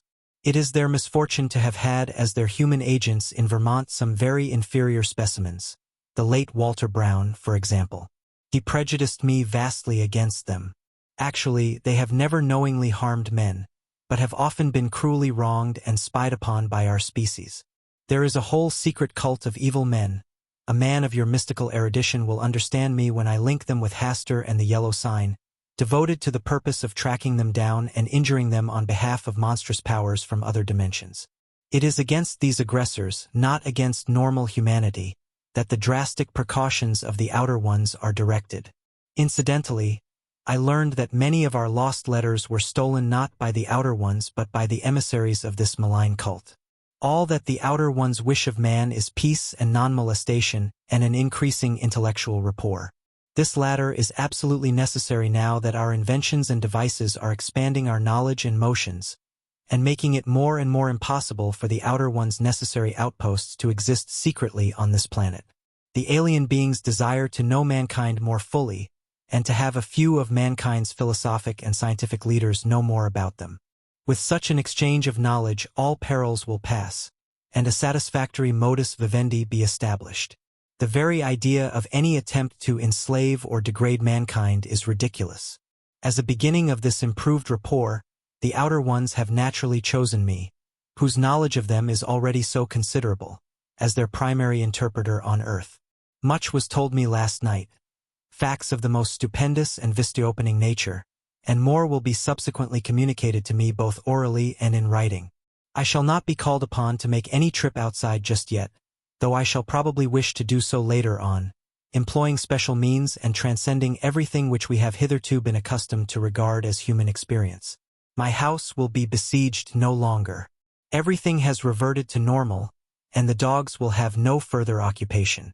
In place of terror, I have been given a rich boon of knowledge and intellectual adventure which few other mortals have ever shared. The outer beings are perhaps the most marvelous organic things in or beyond all space and time, members of a cosmos-wide race of which all other life forms are merely degenerate variants. They are more vegetable than animal, if these terms can be applied to the sort of matter composing them, and have a somewhat fungoid structure, though the presence of a chlorophyll-like substance and a very singular nutritive system differentiate them altogether from true cormophytic fungi. Indeed, the type is composed of a form of matter totally alien to our part of space, with electrons having a wholly different vibration rate. That is why the beings cannot be photographed on the ordinary camera films and plates of our known universe, even though our eyes can see them. With proper knowledge, however, any good chemist could make a photographic emulsion which would record their images. The genus is unique in its ability to traverse the heatless and airless interstellar void in full corporeal form, and some of its variants cannot do this without mechanical aid or curious surgical transpositions. Only a few species have the ether-resisting wings characteristic of the Vermont variety. Those inhabiting certain remote peaks in the Old World were brought in other ways. Their external resemblance to animal life, and to the sort of structure we understand as material, is a matter of parallel evolution rather than of close kinship. Their brain capacity exceeds that of any other surviving life form, although the wing types of our hill country are by no means the most highly developed. Telepathy is their usual means of discourse, though they have rudimentary vocal organs which, after a slight operation for surgery is an incredibly expert and everyday thing among them, can roughly duplicate the speech of such types of organism as still use speech. Their main immediate abode is a still undiscovered and almost lightless planet at the very edge of our solar system, beyond Neptune, and the ninth in distance from the Sun. It is, as we have inferred, the object mystically hinted at as Yuggoth in certain ancient and forbidden writings, and it will soon be the scene of a strange focusing of thought upon our world in an effort to facilitate mental rapport. I would not be surprised if astronomers became sufficiently sensitive to these thought currents to discover Yuggoth when the Outer Ones wish them to do so. But Yuggoth, of course, is only the stepping stone. The main body of the beings inhabits strangely organized abysses wholly beyond the utmost reach of any human imagination. The space-time globule, which we recognize as the totality of all cosmic entity, is only an atom in the genuine infinity which is theirs. And as much of this infinity as any human brain can hold is eventually to be opened up to me, as it has been to not more than 50 other men since the human race has existed. You will probably call this raving at first, Wilmarth, but in time you will appreciate the titanic opportunity one have stumbled upon. I want you to share as much of it as is possible, and to that end must tell you thousands of things that won't go on paper. In the past I have warned you not to come to see me. Now that all is safe, I take pleasure in rescinding that warning and inviting you. Can't you make a trip up here before your college term opens? It would be marvelously delightful if you could. Bring along the phonograph record and all my letters to you as consultative data. We shall need them in piecing together the whole tremendous story. You might bring the Kodak prints, too, since I seem to have mislaid the negatives and my own prints in all this recent excitement. But what a wealth of facts I have to add to all this groping and tentative material. And what a stupendous device I have to supplement my additions. Don't hesitate. I am free from espionage now, and you will not meet anything unnatural or disturbing. Just come along and let my car meet you at the Brattleboro station. Prepare to stay as long as you can, and expect many an evening of discussion of things beyond all human conjecture. Don't tell anyone about it, of course, for this matter must not get to the promiscuous public. The train service to Brattleboro is not bad. You can get a timetable in Boston. Take the B and M to Greenfield, and then change for the brief remainder of the way. I suggest you're taking the convenient 4:10 p.m. standard from Boston. This gets into Greenfield at 7:35, and at 9:19 a.m. train leaves there which reaches Brattleboro at 10:01. That is weekdays.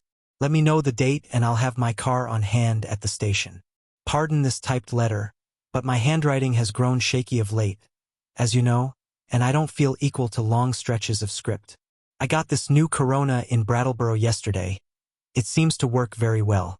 Awaiting word and hoping to see you shortly with the phonograph record and all my letters, and the Kodak prints.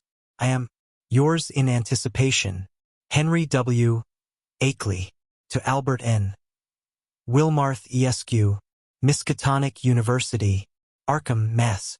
The complexity of my emotions upon reading, rereading, and pondering over this strange and unlooked-for letter is past adequate description. I have said that I was at once relieved and made uneasy, but this expresses only crudely the overtones of diverse and largely subconscious feelings which comprised both the relief and the uneasiness. To begin with, the thing was so antipodally at variance with the whole chain of horrors preceding it. The change of mood from stark terror to cool complacency and even exultation was so unheralded, lightning-like, and complete. I could scarcely believe that a single day could so alter the psychological perspective of one who had written that final frenzied bulletin of Wednesday, no matter what relieving disclosures that day might have brought. At certain moments a sense of conflicting unrealities made me wonder whether this whole distantly reported drama of fantastic forces were not a kind of half-illusory dream created largely within my own mind. Then I thought of the phonograph record and gave way to still greater bewilderment. The letter seemed so unlike anything which could have been expected. As I analyzed my impression, I saw that it consisted of two distinct phases. First, granting that Akeley had been sane before and was still sane, the indicated change in the situation itself was so swift and unthinkable. And secondly, the change in Akeley's own manner, attitude, and language was so vastly beyond the normal or the predictable. The man's whole personality seemed to have undergone an insidious mutation. A mutation so deep that one could scarcely reconcile his two aspects with the supposition that both represented equal sanity.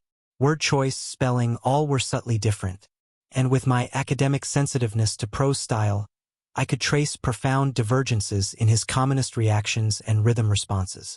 Certainly, the emotional cataclysm or revelation which could produce so radical an overturn must be an extreme one indeed. Yet, in another way, the letter seemed quite characteristic of Akeley. The same old passion for infinity, the same old scholarly inquisitiveness. I could not a moment, or more than a moment, credit the idea of spuriousness or malign substitution. Did not the invitation, the willingness to have me test the truth of the letter in person, prove its genuineness? I did not retire Saturday night, but sat up thinking of the shadows and marvels behind the letter I had received. My mind, aching from the quick succession of monstrous conceptions it had been forced to confront during the last 4 months, worked upon this startling new material in a cycle of doubt and acceptance which repeated most of the steps experienced in facing the earlier wonders. Till long before dawn, a burning interest and curiosity had begun to replace the original storm of perplexity and uneasiness. Mad or sane, metamorphosed or merely relieved, the chances were that Akeley had actually encountered some stupendous change of perspective in his hazardous research. Some change at once diminishing his danger, real or fancied, and opening dizzy new vistas of cosmic and superhuman knowledge. My own zeal for the unknown flared up to meet his, and I felt myself touched by the contagion of the morbid barrier breaking. To shake off the maddening and wearying limitations of time and space and natural law, to be linked with the vast outside, to come close to the night and abysmal secrets of the infinite and the ultimate. Surely such a thing was worth the risk of one's life, soul, and sanity. And Akeley had said there was no longer any peril. He had invited me to visit him instead of warning me away as before. I tingled at the thought of what he might now have to tell me. There was an almost paralyzing fascination in the thought of sitting in that lonely and lately beleaguered farmhouse with a man who had talked with actual emissaries from outer space. Sitting there with the terrible record and the pile of letters in which Akeley had summarized his earlier conclusions. So late Sunday morning I telegraphed Akeley that I would meet him in Brattleboro on the following Wednesday, September 12th, if that date were convenient for him. In only one respect did I depart from his suggestions, and that concerned the choice of a train. Frankly, I did not feel like arriving in that haunted Vermont region late at night. So instead of accepting the train he chose, I telephoned the station and devised another arrangement. By rising early and taking the 8:07 a.m. standard into Boston, I could catch the 9:25 for Greenfield, arriving there at 12:22 noon. This connected exactly with a train reaching Brattleboro at 1:08 p.m. A much more comfortable hour than 10:01 for meeting Akeley and riding with him into the close-packed, secret-guarding hills. I mentioned this choice in my telegram, and was glad to learn in the reply which came toward evening that it had met with my prospective host's endorsement. His wire ran thus: "Arrangement satisfactory. We'll meet 1:08 train Wednesday. Don't forget record and letters and prints. Keep destination quiet. Expect great revelations. Akeley." Receipt of this message in direct response to one sent to Akeley, and necessarily delivered to his house from the Townsend station either by official messenger or by a restored telephone service, removed any lingering subconscious doubts I may have had about the authorship of the perplexing letter. My relief was marked. Indeed, it was greater than I could account for at that time, since all such doubts had been rather deeply buried. But I slept soundly and long that night, and was eagerly busy with preparations during the ensuing 2 days. Chapter 6. On Wednesday I started as agreed, taking with me a valise full of simple necessities and scientific data, including the hideous phonograph record, the Kodak prints, and the entire file of Akeley's correspondence. As requested, I had told no one where I was going, for I could see that the matter demanded utmost privacy, even allowing for its most favorable turns.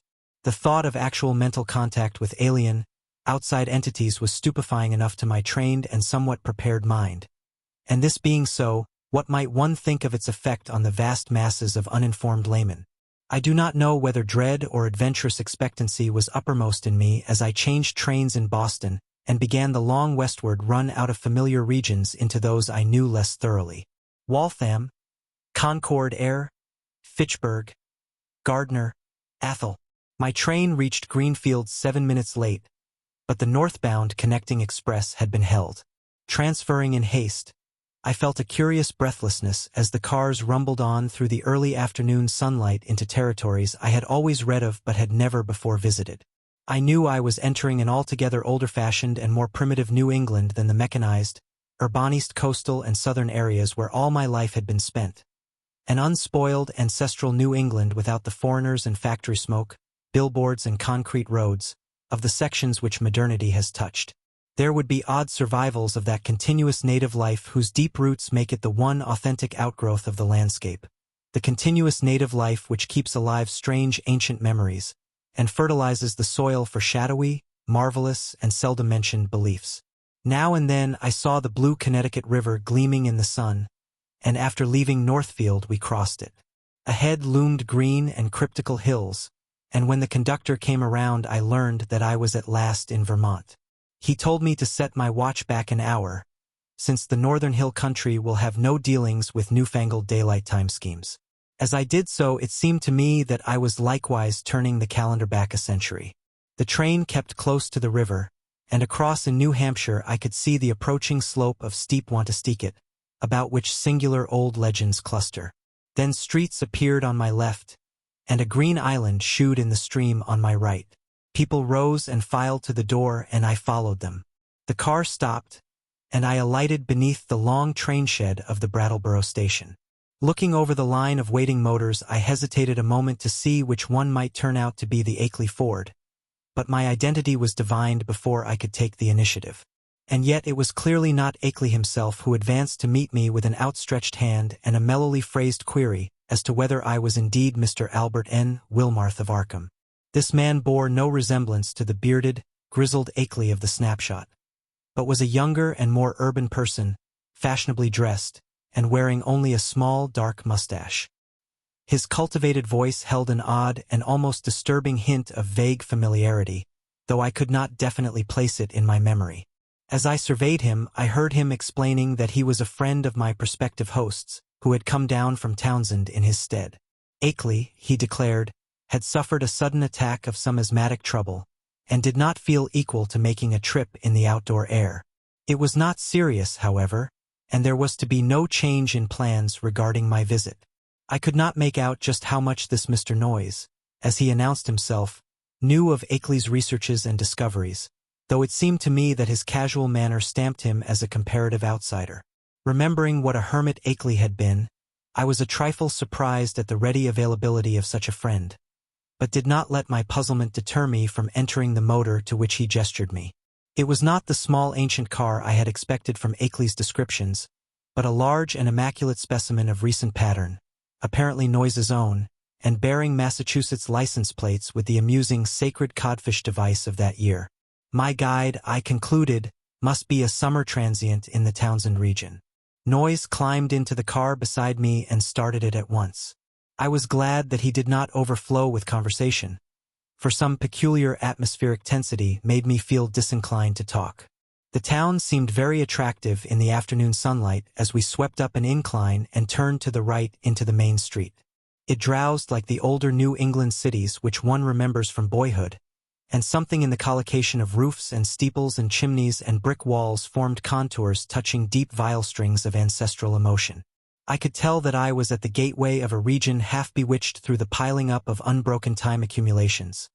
A region where old, strange things have had a chance to grow and linger because they have never been stirred up.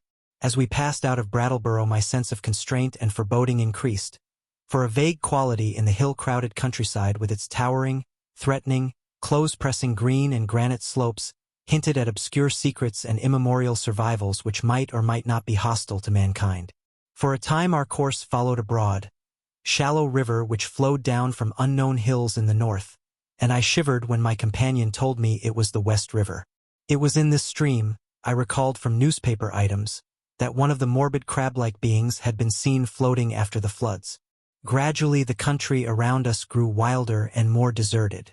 Archaic covered bridges lingered fearsomely out of the past in pockets of the hills, and the half-abandoned railway track paralleling the river seemed to exhale a nebulously visible air of desolation.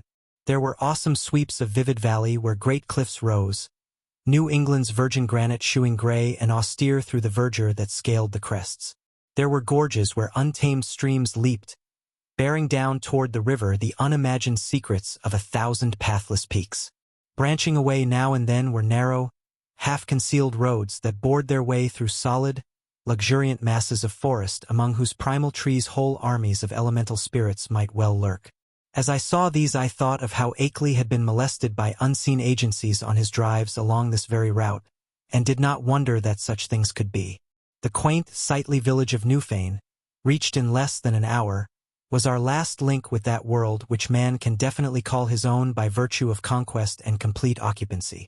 After that we cast off all allegiance to immediate, tangible, and time-touched things, and entered a fantastic world of hushed unreality in which the narrow, ribbon-like road rose and fell and curved with an almost sentient and purposeful caprice amidst the tenantless green peaks and half-deserted valleys. Except for the sound of the motor, and the faint stir of the few lonely farms we passed at infrequent intervals, the only thing that reached my ears was the gurgling, insidious trickle of strange waters from numberless hidden fountains in the shadowy woods. The nearness and intimacy of the dwarfed, domed hills now became veritably breathtaking. Their steepness and abruptness were even greater than I had imagined from hearsay, and suggested nothing in common with the prosaic objective world we know. The dense, unvisited woods on those inaccessible slopes seemed to harbor alien and incredible things, and I felt that the very outline of the hills themselves held some strange and aeon-forgotten meaning, as if they were vast hieroglyphs left by a rumored Titan race whose glories live only in rare, deep dreams. All the legends of the past, and all the stupefying imputations of Henry Akeley's letters and exhibits, welled up in my memory to heighten the atmosphere of tension and growing menace. The purpose of my visit, and the frightful abnormalities it postulated, struck me all at once with a chill sensation that nearly overbalanced my ardor for strange delvings. My guide must have noticed my disturbed attitude, for as the road grew wilder and more irregular, and our motion slower and more jolting, his occasional pleasant comments expanded into a steadier flow of discourse. He spoke of the beauty and weirdness of the country, and revealed some acquaintance with the folklore studies of my prospective host. From his polite questions it was obvious that he knew I had come for a scientific purpose, and that I was bringing data of some importance. But he gave no sign of appreciating the depth and awfulness of the knowledge which Akeley had finally reached. His manner was so cheerful, normal, and urbane that his remarks ought to have calmed and reassured me. But oddly enough, I felt only the more disturbed as we bumped and veered onward into the unknown wilderness of hills and woods. At times it seemed as if he were pumping me to see what I knew of the monstrous secrets of the place, and with every fresh utterance that vague, teasing, baffling familiarity in his voice increased. It was not an ordinary or healthy familiarity despite the thoroughly wholesome and cultivated nature of the voice. I somehow linked it with forgotten nightmares, and felt that I might go mad if I recognized it. If any good excuse had existed, I think I would have turned back from my visit. As it was, I could not well do so, and it occurred to me that a cool, scientific conversation with Akeley himself after my arrival would help greatly to pull me together. Besides, there was a strangely calming element of cosmic beauty in the hypnotic landscape through which we climbed and plunged fantastically. Time had lost itself in the labyrinths behind, and around us stretched only the flowering waves of faerie and the recaptured loveliness of vanished centuries. The hoary groves, the untainted pastures edged with gay autumnal blossoms, and at vast intervals the small brown farmsteads nestling amidst huge trees beneath vertical precipices of fragrant briar and meadowgrass. Even the sunlight assumed a supernal glamour, as if some special atmosphere or exhalation mantled the whole region. I had seen nothing like it before save in the magic vistas that sometimes form the backgrounds of Italian primitives. Sodoma and Leonardo conceived such expanses, but only in the distance, and through the vaultings of Renaissance arcades. We were now burrowing bodily through the midst of the picture, and I seemed to find in its necromancy a thing I had innately known or inherited, and for which I had always been vainly searching. Suddenly, after rounding an obtuse angle at the top of a sharp ascent, the car came to a standstill.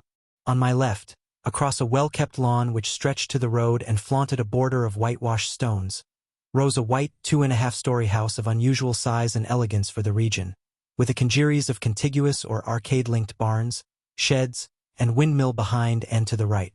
I recognized it at once from the snapshot I had received, and was not surprised to see the name of Henry Akeley on the galvanized iron mailbox near the road. For some distance back of the house a level stretch of marshy and sparsely wooded land extended, beyond which soared a steep, thickly forested hillside ending in a jagged leafy crest. This latter, I knew, was the summit of Dark Mountain, halfway up which we must have climbed already. Alighting from the car and taking my valise, Noyes asked me to wait while he went in and notified Akeley of my advent. He himself, he added, had important business elsewhere, and could not stop for more than a moment. As he briskly walked up the path to the house, I climbed out of the car myself, wishing to stretch my legs a little before settling down to a sedentary conversation.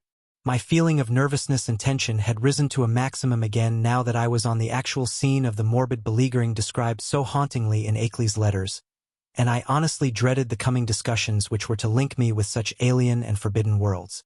Close contact with the utterly bizarre is often more terrifying than inspiring, and it did not cheer me to think that this very bit of dusty road was the place where those monstrous tracks and that foetid green ichor had been found after moonless nights of fear and death.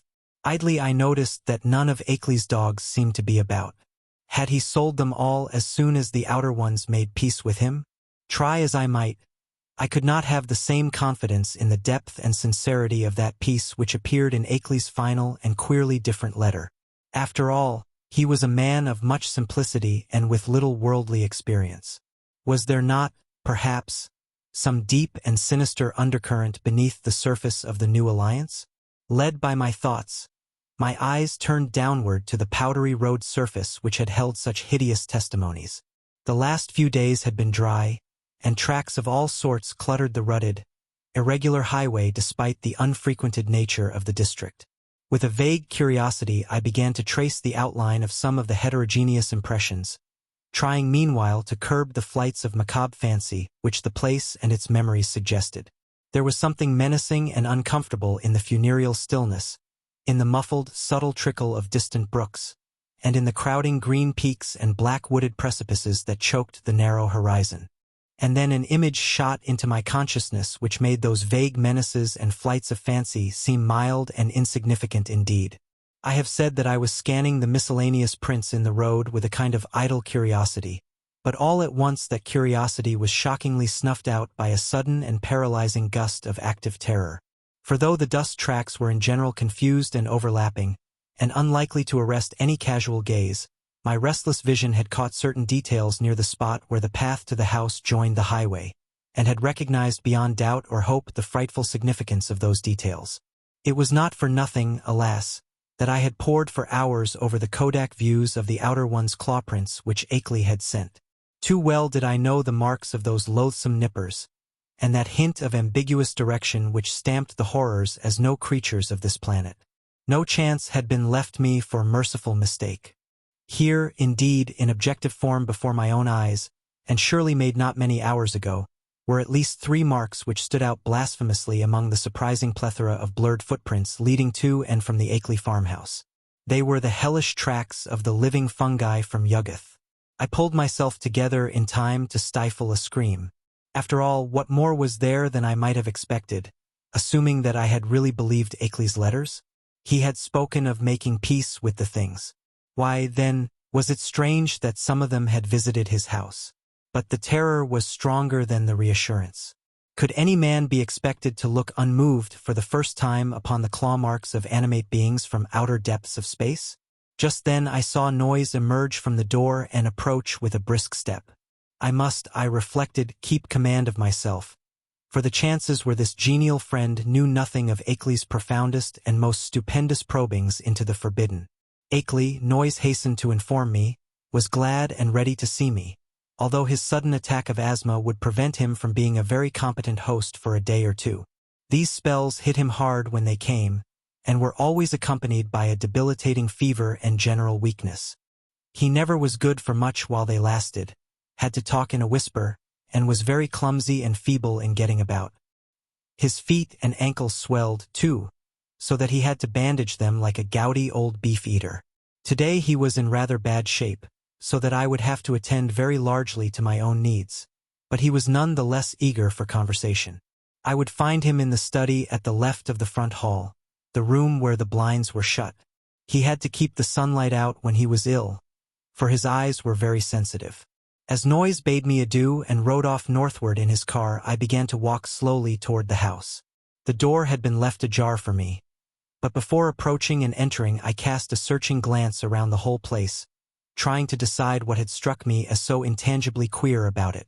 The barns and sheds looked trimly prosaic enough, and I noticed Akeley's battered Ford in its capacious, unguarded shelter. Then the secret of the queerness reached me. It was the total silence. Ordinarily a farm is at least moderately murmurous from its various kinds of livestock, but here all signs of life were missing. What of the hens and the hogs? The cows, of which Akeley had said he possessed several, might conceivably be out to pasture, and the dogs might possibly have been sold. But the absence of any trace of cackling or grunting was truly singular. I did not pause long on the path, but resolutely entered the open house door and closed it behind me. It had cost me a distinct psychological effort to do so, and now that I was shut inside I had a momentary longing for precipitate retreat. Not that the place was in the least sinister in visual suggestion. On the contrary, I thought the graceful late colonial hallway very tasteful and wholesome, and admired the evident breeding of the man who had furnished it. What made me wish to flee was something very attenuated and indefinable.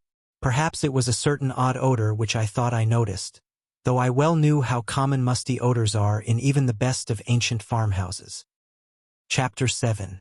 Refusing to let these cloudy qualms overmaster me, I recalled Noyes's instructions and pushed open the six-paneled, brass-latched white door on my left. The room beyond was darkened, as I had known before, and as I entered it I noticed that the queer odor was stronger there. There likewise appeared to be some faint, half-imaginary rhythm or vibration in the air. For a moment the closed blinds allowed me to see very little, but then a kind of apologetic hacking or whispering sound drew my attention to a great easy-chair in the farther, darker corner of the room. Within its shadowy depths I saw the white blur of a man's face and hands, and in a moment I had crossed to greet the figure who had tried to speak. Dim though the light was, I perceived that this was indeed my host. I had studied the Kodak picture repeatedly, and there could be no mistake about this firm, weather-beaten face with the cropped, grizzled beard. But as I looked again my recognition was mixed with sadness and anxiety. For certainly, this face was that of a very sick man. I felt that there must be something more than asthma behind that strained, rigid, immobile expression and unwinking glassy stare, and realized how terribly the strain of his frightful experiences must have told on him.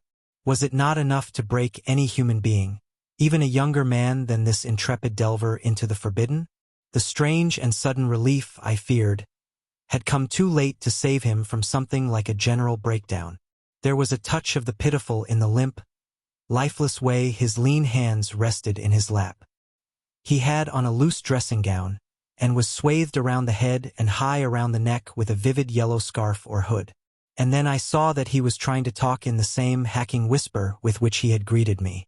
It was a hard whisper to catch at first, since the gray mustache concealed all movements of the lips, and something in its timbre disturbed me greatly. But by concentrating my attention I could soon make out its purport surprisingly well. The accent was by no means a rustic one, and the language was even more polished than correspondence had led me to expect. "Mr. Wilmarth, I presume? You must pardon my not rising. I am quite ill, as Mr. Noyes must have told you, but I could not resist having you come just the same. You know what I wrote in my last letter. There is so much to tell you tomorrow when I shall feel better. I can't say how glad I am to see you in person after all our many letters. You have the file with you, of course, and the Kodak prints and record? Noyes put your valise in the hall. I suppose you saw it. For tonight I fear you'll have to wait on yourself to a great extent. Your room is upstairs, the one over this, and you'll see the bathroom door open at the head of the staircase. There's a meal spread for you in the dining room, right through this door at your right, which you can take whenever you feel like it. I'll be a better host tomorrow, but just now weakness leaves me helpless. Make yourself at home. You might take out the letters and pictures and record and put them on the table here before you go upstairs with your bag. It is here that we shall discuss them. You can see my phonograph on that corner stand. No, thanks. There's nothing you can do for me. I know these spells of old. Just come back for a little quiet visiting before night, and then go to bed when you please. I'll rest right here. Perhaps sleep here all night as I often do. In the morning I'll be far better able to go into the things we must go into. You realize, of course, the utterly stupendous nature of the matter before us. To us, as to only a few men on this earth, there will be opened up gulfs of time and space and knowledge beyond anything within the conception of human science and philosophy. Do you know that Einstein is wrong, and that certain objects and forces can move with a velocity greater than that of light? With proper aid I expect to go backward and forward in time, and actually see and feel the earth of remote past and future epochs. You can't imagine the degree to which those beings have carried science. There is nothing they can't do with the mind and body of living organisms. I expect to visit other planets, and even other stars and galaxies. The first trip will be to Yuggoth, the nearest world fully peopled by the beings. It is a strange dark orb at the very rim of our solar system, unknown to earthly astronomers as yet. But I must have written you about this. At the proper time, the beings there will direct thought currents toward us and cause it to be discovered, or perhaps let one of their human allies give the scientists a hint. There are mighty cities on Yuggoth, great tiers of terraced towers built of black stone like the specimen I tried to send you. That came from Yuggoth. The sun shines there no brighter than a star, but the beings need no light. They have other, subtler senses, and put no windows in their great houses and temples. Light even hurts and hampers and confuses them, for it does not exist at all in the black cosmos outside time and space where they came from originally. To visit Yuggoth would drive any weak man mad. Yet I am going there. The black rivers of pitch that flow under those mysterious cyclopean bridges, things built by some elder race extinct and forgotten before the things came to Yuggoth from the ultimate voids, ought to be enough to make any man a Dante or Poe if he can keep sane long enough to tell what he has seen. But remember, that dark world of fungoid gardens and windowless cities isn't really terrible. It is only to us that it would seem so. Probably this world seemed just as terrible to the beings when they first explored it in the primal age. They were here long before the fabulous epic of Cthulhu was over, and remember all about sunken Relia when it was above the waters. They've been inside the earth, too. There are openings which human beings know nothing of, some of them in these very Vermont hills, and great worlds of unknown life down there. Blue-lit in Canyon, red-lit in Yoth, and black, lightless in Kai. It's from Kai that frightful Tsathoggua came, the amorphous, toad-like god creature mentioned in the Nicotic manuscripts and the Necronomicon and the Comorium myth cycle preserved by the Atlantean high priest Clark Ashton. But we will talk of all this later on. It must be 4 or 5 o'clock by this time. Better bring the stuff from your bag, take a bite, and then come back for a comfortable chat. Very slowly I turned and began to obey my host, fetching my valise, extracting and depositing the desired articles, and finally ascending to the room designated as mine. With the memory of that roadside claw print fresh in my mind, Akeley's whispered paragraphs had affected me queerly, and the hints of familiarity with this unknown world of fungus life, forbidden Yuggoth, made my flesh creep more than I cared to own. I was tremendously sorry about Akeley's illness, but had to confess that his hoarse whisper had a hateful as well as pitiful quality. If only he wouldn't gloat so about Yuggoth and its black secrets. My room proved a very pleasant and well-furnished one, devoid alike of the musty odor and disturbing sense of vibration, and after leaving my valise there I descended again to greet Akeley and take the lunch he had set out for me. The dining room was just beyond the study, and I saw that a kitchen L extended still farther in the same direction. On the dining table an ample array of sandwiches, cake, and cheese awaited me, and a thermos bottle beside a cup and saucer testified that hot coffee had not been forgotten.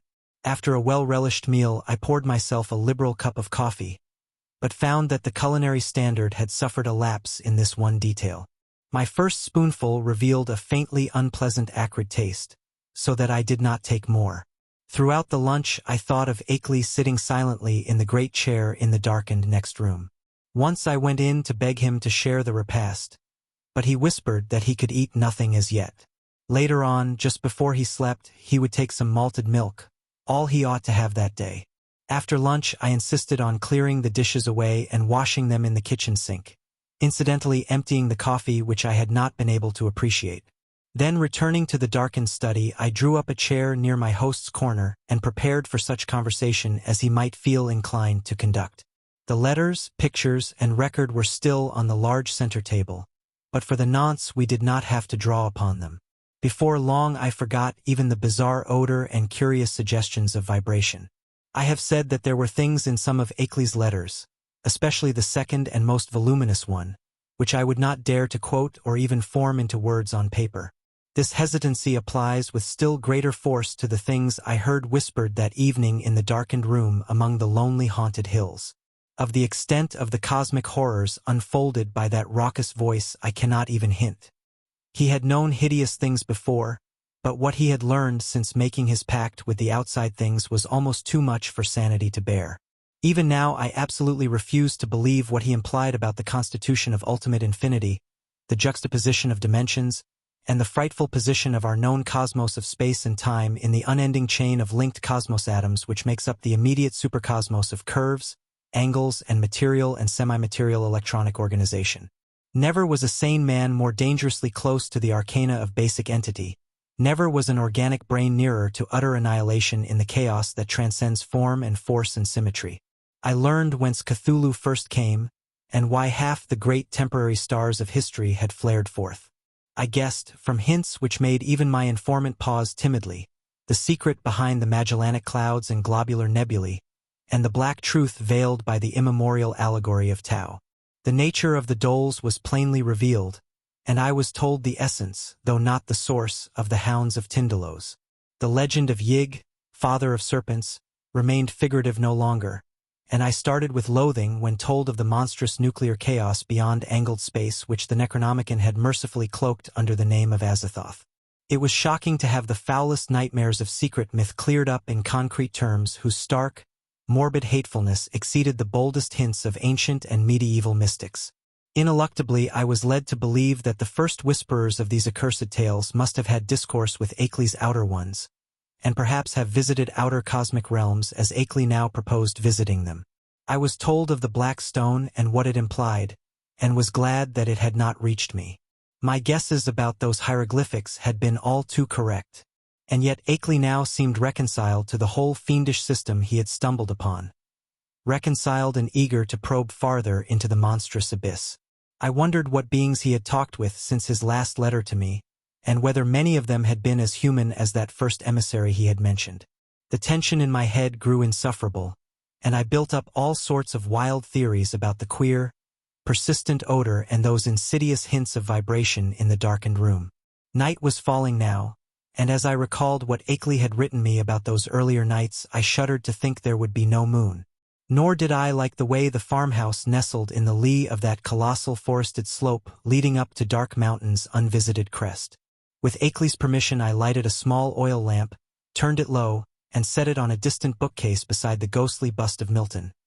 But afterward I was sorry I had done so, for it made my host's strained, immobile face and listless hands look damnably abnormal and corpse-like. He seemed half incapable of motion, though I saw him nod stiffly once in a while. After what he had told, I could scarcely imagine what profounder secrets he was saving for the morrow. But at last it developed that his trip to Yuggoth and beyond, and my own possible participation in it, was to be the next day's topic. He must have been amused by the start of horror I gave at hearing a cosmic voyage on my part proposed, for his head wobbled violently when I shewed my fear. Subsequently he spoke very gently of how human beings might accomplish, and several times had accomplished, the seemingly impossible flight across the interstellar void. It seemed that complete human bodies did not indeed make the trip, but that the prodigious surgical, biological, chemical, and mechanical skill of the outer ones had found a way to convey human brains without their concomitant physical structure. There was a harmless way to extract a brain, and a way to keep the organic residue alive during its absence. The bare, compact cerebral matter was then immersed in an occasionally replenished fluid within an ether-tight cylinder of a metal mind in Yuggoth, certain electrodes reaching through and connecting at will with elaborate instruments capable of duplicating the three vital faculties of sight, hearing, and speech. For the winged fungus beings to carry the brain cylinders intact through space was an easy matter. Then, on every planet covered by their civilization, they would find plenty of adjustable faculty instruments capable of being connected with the encased brains, so that after a little fitting these traveling intelligences could be given a full sensory and articulate life, albeit a bodiless and mechanical one, at each stage of their journeying through and beyond the space-time continuum. It was as simple as carrying a phonograph record about and playing it wherever a phonograph of the corresponding make exists. Of its success there could be no question. Akeley was not afraid. Had it not been brilliantly accomplished again and again? For the first time one of the inert, wasted hands raised itself and pointed to a high shelf on the farther side of the room. There, in a neat row, stood more than a dozen cylinders of a metal I had never seen before, cylinders about a foot high and somewhat less in diameter, with three curious sockets set in an isosceles triangle over the front convex surface of each. One of them was linked at two of the sockets to a pair of singular-looking machines that stood in the background. Of their purport I did not need to be told, and I shivered as with ague. Then I saw the hand point to a much nearer corner where some intricate instruments with attached cords and plugs, several of them much like the two devices on the shelf behind the cylinders, were huddled together. "There are 4 kinds of instruments here, Wilmarth," whispered the voice. 4 kinds, 3 faculties each, makes 12 pieces in all.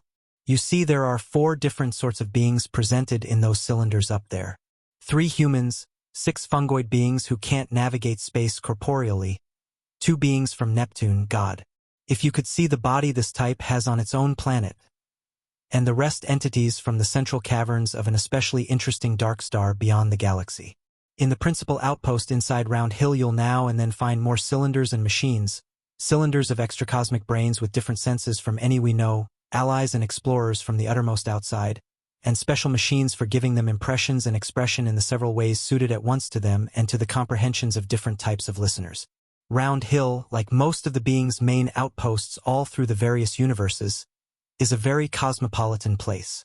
Of course, only the more common types have been lent to me for experiment. Here, take the 3 machines I point to and set them on the table. That tall one with the 2 glass lenses in front, then the box with the vacuum tubes and sounding board, and now the one with the metal disc on top. Now for the cylinder with the label B67 pasted on it. Just stand in that Windsor chair to reach the shelf. Heavy? Never mind. Be sure of the number B67. Don't bother that fresh, shiny cylinder joined to the 2 testing instruments, the one with my name on it. Set B67 on the table near where you've put the machines, and see that the dial switch on all 3 machines is jammed over to the extreme left. Now connect the cord of the lens machine with the upper socket on the cylinder there. Join the tube machine to the lower left-hand socket, and the disc apparatus to the outer socket. Now move all the dial switches on the machines over to the extreme right, first the lens one, then the disc one, and then the tube one. That's right. I might as well tell you that this is a human being, just like any of us. I'll give you a taste of some of the others tomorrow. To this day I do not know why I obeyed those whispers so slavishly, or whether I thought Akeley was mad or sane. After what had gone before, I ought to have been prepared for anything. But this mechanical mummery seemed so like the typical vagaries of crazed inventors and scientists that it struck a chord of doubt which even the preceding discourse had not excited. What the whisperer implied was beyond all human belief, yet were not the other things still farther beyond, and less preposterous only because of their remoteness from tangible concrete proof? As my mind reeled amidst this chaos, I became conscious of a mixed grating and whirring from all 3 machines lately linked to the cylinder. A grating and whirring which soon subsided into a virtual noiselessness. What was about to happen? Was I to hear a voice? And if so, what proof would I have that it was not some cleverly concocted radio device talked into by a concealed but closely watching speaker? Even now I am unwilling to swear just what I heard, or just what phenomenon really took place before me. But something certainly seemed to take place. To be brief and plain, the machine with the tubes and soundbox began to speak, and with a point and intelligence which left no doubt that the speaker was actually present and observing us. The voice was loud, metallic, lifeless, and plainly mechanical in every detail of its production. It was incapable of inflection or expressiveness, but scraped and rattled on with a deadly precision and deliberation. "Mr. Wilmarth," it said, "I hope I do not startle you. I am a human being like yourself, though my body is now resting safely under proper vitalising treatment inside Round Hill, about 1.5 miles east of here. I myself am here with you. My brain is in that cylinder and I see, hear, and speak through these electronic vibrators. In a week I am going across the void as I have been many times before, and I expect to have the pleasure of Mr. Akeley's company. I wish I might have yours as well, for I know you by sight and reputation, and have kept close track of your correspondence with our friend. I am, of course, one of the men who have become allied with the outside beings visiting our planet. I met them first in the Himalayas, and have helped them in various ways. In return, they have given me experiences such as few men have ever had. Do you realize what it means when I say I have been on 37 different celestial bodies, planets, dark stars, and less definable objects, including 8 outside our galaxy and 2 outside the curved cosmos of space and time?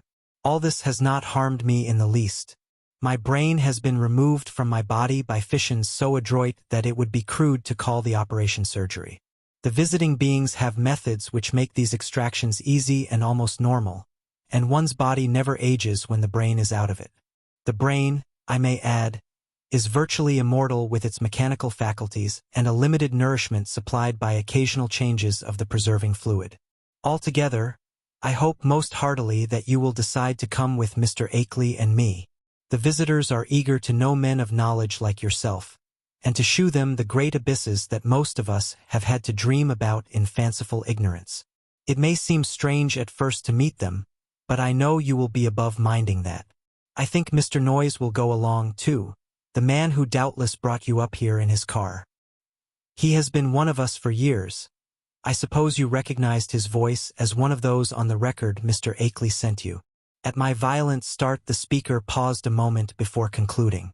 So, Mr. Wilmarth, I will leave the matter to you, merely adding that a man with your love of strangeness and folklore ought never to miss such a chance as this. There is nothing to fear. All transitions are painless, and there is much to enjoy in a wholly mechanized state of sensation. When the electrodes are disconnected, one merely drops off into a sleep of especially vivid and fantastic dreams. And now, if you don't mind, we might adjourn our session till tomorrow. Good night. Just turn all the switches back to the left. Never mind the exact order, though you might let the lens machine be last.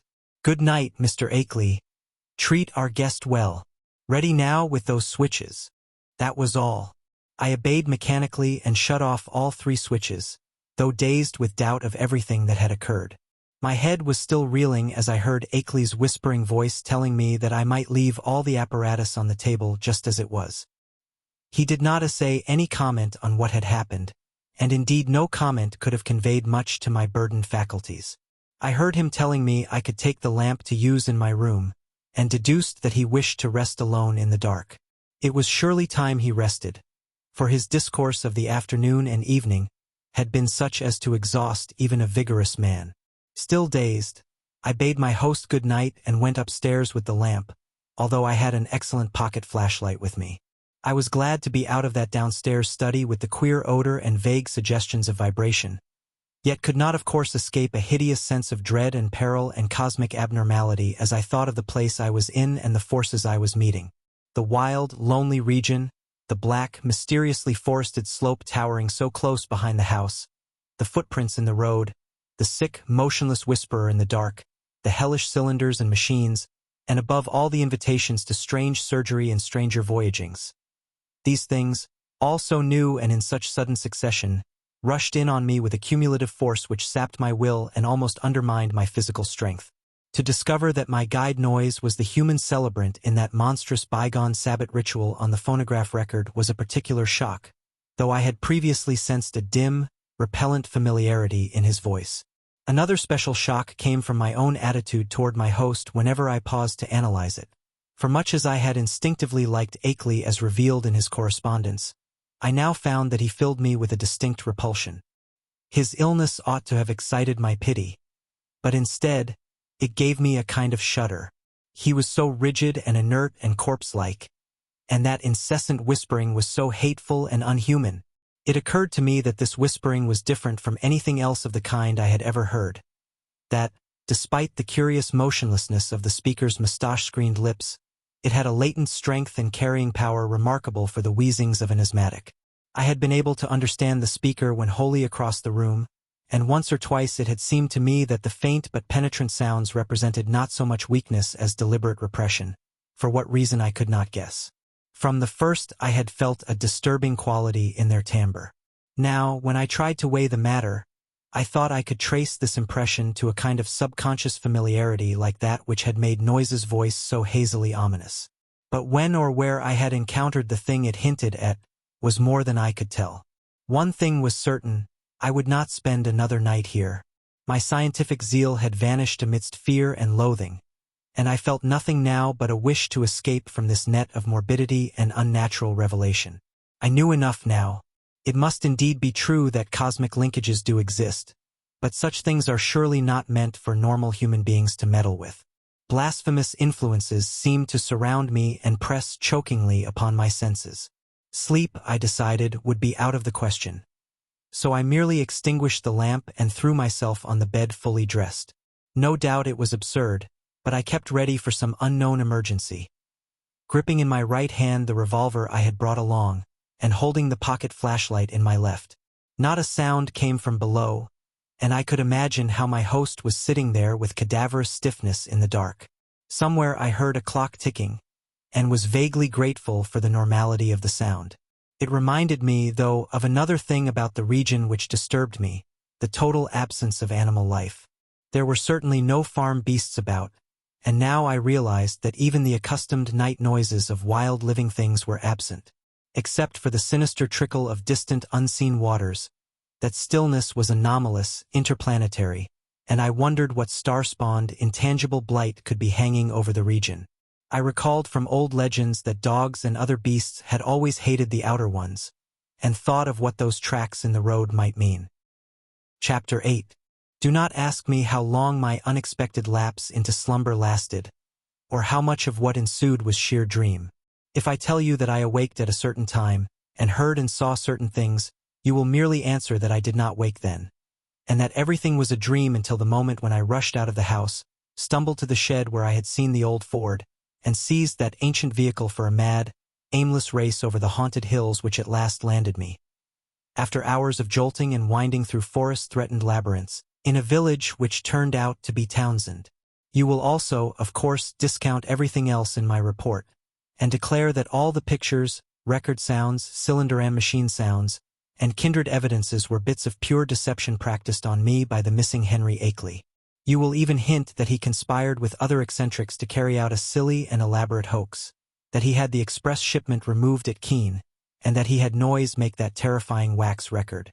It is odd, though, that Noyes has not even yet been identified, that he was unknown at any of the villages near Akeley's place, though he must have been frequently in the region. I wish I had stopped to memorize the license number of his car, or perhaps it is better after all that I did not. For I, despite all you can say, and despite all I sometimes try to say to myself, know that loathsome outside influences must be lurking there in the half-unknown hills, and that those influences have spies and emissaries in the world of men. To keep as far as possible from such influences and such emissaries is all that I ask of life in future. When my frantic story sent a sheriff's posse out to the farmhouse, Akeley was gone without leaving a trace.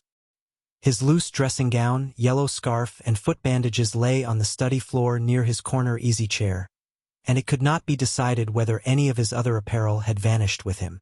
The dogs and livestock were indeed missing, and there were some curious bullet holes both on the house's exterior and on some of the walls within. But beyond this nothing unusual could be detected. No cylinders or machines, none of the evidences I had brought in my valise, no queer odor or vibration sense, no footprints in the road, and none of the problematical things I glimpsed at the very last. I stayed a week in Brattleboro after my escape, making inquiries among people of every kind who had known Akeley, and the results convince me that the matter is no figment of dream or delusion.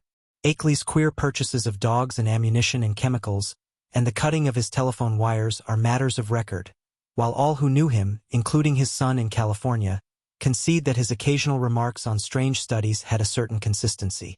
Solid citizens believe he was mad, and unhesitatingly pronounce all reported evidences mere hoaxes devised with insane cunning and perhaps abetted by eccentric associates. But the lowlier country folk sustain his statements in every detail. He had shewed some of these rustics his photographs in black stone, and had played the hideous record for them, and they all said the footprints and buzzing voice were like those described in ancestral legends. They said, too, that suspicious sights and sounds had been noticed increasingly around Akeley's house after he found the black stone, and that the place was now avoided by everybody except the mailman and other casual, tough-minded people.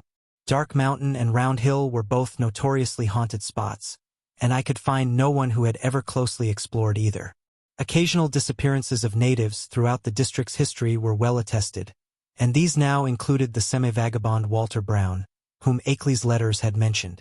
I even came upon one farmer who thought he had personally glimpsed one of the queer bodies at flood time in the swollen West River, but his tale was too confused to be really valuable. When I left Brattleboro, I resolved never to go back to Vermont, and I feel quite certain I shall keep my resolution. Those wild hills are surely the outpost of a frightful cosmic race, as I doubt all the less since reading that a new ninth planet has been glimpsed beyond Neptune, just as those influences had said it would be glimpsed. Astronomers, with a hideous appropriateness they little suspect, have named this thing Pluto. I feel, beyond question, that it is nothing less than Night Yuggeth, and I shiver when I try to figure out the real reason why its monstrous denizens wish it to be known in this way at this especial time. I vainly try to assure myself that these demoniac creatures are not gradually leading up to some new policy hurtful to the earth and its normal inhabitants. But I have still to tell of the ending of that terrible night in the farmhouse. As I have said, I did finally drop into a troubled doze. A doze filled with bits of dream which involved monstrous landscape glimpses. Just what awaked me I cannot yet say, but that I did indeed awake at this given point I feel very certain. My first confused impression was of stealthily creaking floorboards in the hall outside my door, and of a clumsy, muffled fumbling at the latch. This, however, ceased almost at once, so that my really clear impressions began with the voices heard from the study below. There seemed to be several speakers, and I judged that they were controversially engaged. By the time I had listened a few seconds I was broad awake, for the nature of the voices was such as to make all thought of sleep ridiculous. The tones were curiously varied, and no one who had listened to that accursed phonograph record could harbor any doubts about the nature of at least two of them. Hideous though the idea was, I knew that I was under the same roof with nameless things from abysmal space. For those two voices were unmistakably the blasphemous buzzings which the outside beings used in their communication with men. The two were individually different in pitch, accent, and tempo, but they were both of the same damnable general kind. A third voice was indubitably that of a mechanical utterance machine connected with one of the detached brains in the cylinders. There was as little doubt about that as about the buzzings. For the loud, metallic, lifeless voice of the previous evening, with its inflectionless, expressionless scraping and rattling, and its impersonal precision and deliberation, had been utterly unforgettable. For a time I did not pause to question whether the intelligence behind the scraping was the identical one which had formerly talked to me. But shortly afterward I reflected that any brain would emit vocal sounds of the same quality if linked to the same mechanical speech producer, the only possible differences being in language, rhythm, speed, and pronunciation. To complete the eldritch colloquy there were two actually human voices, one the crude speech of an unknown and evidently rustic man, and the other the suave Bostonian tones of my erstwhile guide Noise. As I tried to catch the words which the stoutly fashioned floor so bafflingly intercepted, I was also conscious of a great deal of stirring and scratching and shuffling in the room below, so that I could not escape the impression that it was full of living beings, many more than the few whose speech I could single out. The exact nature of this stirring is extremely hard to describe, for very few good bases of comparison exist. Objects seemed now and then to move across the room like conscious entities, the sound of their footfalls having something about it like a loose, hard-surfaced clattering, as of the contact of ill-coordinated surfaces of horn or hard rubber. It was, to use a more concrete but less accurate comparison, as if people with loose, splintery wooden shoes were shambling and rattling about on the polished board floor. On the nature and appearance of those responsible for the sounds, I did not care to speculate. Before long I saw that it would be impossible to distinguish any connected discourse. Isolated words, including the names of Akeley and myself, now and then floated up, especially when uttered by the mechanical speech producer. But their true significance was lost for want of continuous context. Today I refuse to form any definite deductions from them, and even their frightful effect on me was one of suggestion rather than of revelation. A terrible and abnormal conclave, I felt certain, was assembled below me, but for what shocking deliberations I could not tell. It was curious how this unquestioned sense of the malign and the blasphemous pervaded me despite Akeley's assurances of the outsider's friendliness. With patient listening I began to distinguish clearly between voices, even though I could not grasp much of what any of the voices said. I seemed to catch certain typical emotions behind some of the speakers. One of the buzzing voices, for example, held an unmistakable note of authority, whilst the mechanical voice, notwithstanding its artificial loudness and regularity, seemed to be in a position of subordination and pleading. Noise's tones exuded a kind of conciliatory atmosphere. The others I could make no attempt to interpret. I did not hear the familiar whisper of Akeley, but well knew that such a sound could never penetrate the solid flooring of my room. I will try to set down some of the few disjointed words and other sounds I caught, labeling the speakers of the words as best I know how. It was from the speech machine that I first picked up a few recognizable phrases. The speech machine. Brought it on myself. Sent back the letters and the record. End on it. Taken in. Seeing and hearing. Damn you. Impersonal force after all. Fresh, shiny cylinder. Great God. First buzzing voice. Time we stopped. Small and human. Akeley. Brain. Saying. Second buzzing voice. Nyarlathotep. Wilmarth. Records and letters. Cheap imposture. Noise. An unpronounceable word or name, possibly Ngakthun. Harmless. Peace. Couple of weeks. Theatrical. Told you that before. First buzzing voice. No reason. Original plan. Effects. Noise can watch. Round hill. Fresh cylinder. Noise's car. Noise. Well, all yours. Down here. Rest. Place. Several voices at once in indistinguishable speech. Many footsteps, including the peculiar loose stirring or clattering. A curious sort of flapping sound. The sound of an automobile starting and receding. Silence. That is the substance of what my ears brought me as I lay rigid upon that strange upstairs bed in the haunted farmhouse among the demoniac hills. Lay there fully dressed, with a revolver clenched in my right hand and a pocket flashlight gripped in my left. I became, as I have said, broad awake, but a kind of obscure paralysis nevertheless kept me inert till long after the last echoes of the sounds had died away. I heard the wooden, deliberate ticking of the ancient Connecticut clock somewhere far below, and at last made out the irregular snoring of a sleeper. Akeley must have dozed off after the strange session, and I could well believe that he needed to do so. Just what to think or what to do was more than I could decide. After all, what had I heard beyond things which previous information might have led me to expect? Had I not known that the nameless outsiders were now freely admitted to the farmhouse? No doubt Akeley had been surprised by an unexpected visit from them. Yet something in that fragmentary discourse had chilled me immeasurably, raised the most grotesque and horrible doubts, and made me wish fervently that I might wake up and prove everything a dream. I think my subconscious mind must have caught something which my consciousness has not yet recognized. But what of Akeley? Was he not my friend, and would he not have protested if any harm were meant me?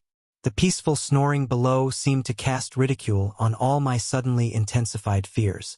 Was it possible that Akeley had been imposed upon and used as a lure to draw me into the hills with the letters and pictures and phonograph record? Did those beings mean to engulf us both in a common destruction because we had come to know too much? Again I thought of the abruptness and unnaturalness of that change in the situation which must have occurred between Akeley's penultimate and final letters. Something my instinct told me was terribly wrong. All was not as it seemed. That acrid coffee which I refused, had there not been an attempt by some hidden, unknown entity to drug it? I must talk to Akeley at once, and restore his sense of proportion. They had hypnotized him with their promises of cosmic revelations, but now he must listen to reason. We must get out of this before it would be too late. If he lacked the willpower to make the break for liberty, I would supply it. Or if I could not persuade him to go, I could at least go myself. Surely he would let me take his Ford and leave it in a garage at Brattleboro. I had noticed it in the shed, the door being left unlocked and open now that peril was deemed past, and I believed there was a good chance of its being ready for instant use. That momentary dislike of Akeley which I had felt during and after the evening's conversation was all gone now. He was in a position much like my own, and we must stick together. Knowing his indisposed condition, I hated to wake him at this juncture, but I knew that I must. I could not stay in this place till morning as matters stood. At last I felt able to act, and stretched myself vigorously to regain command of my muscles. Arising with a caution more impulsive than deliberate, I found and donned my hat, took my valise, and started downstairs with the flashlight's aid. In my nervousness, I kept the revolver clutched in my right hand, being able to take care of both valise and flashlight with my left.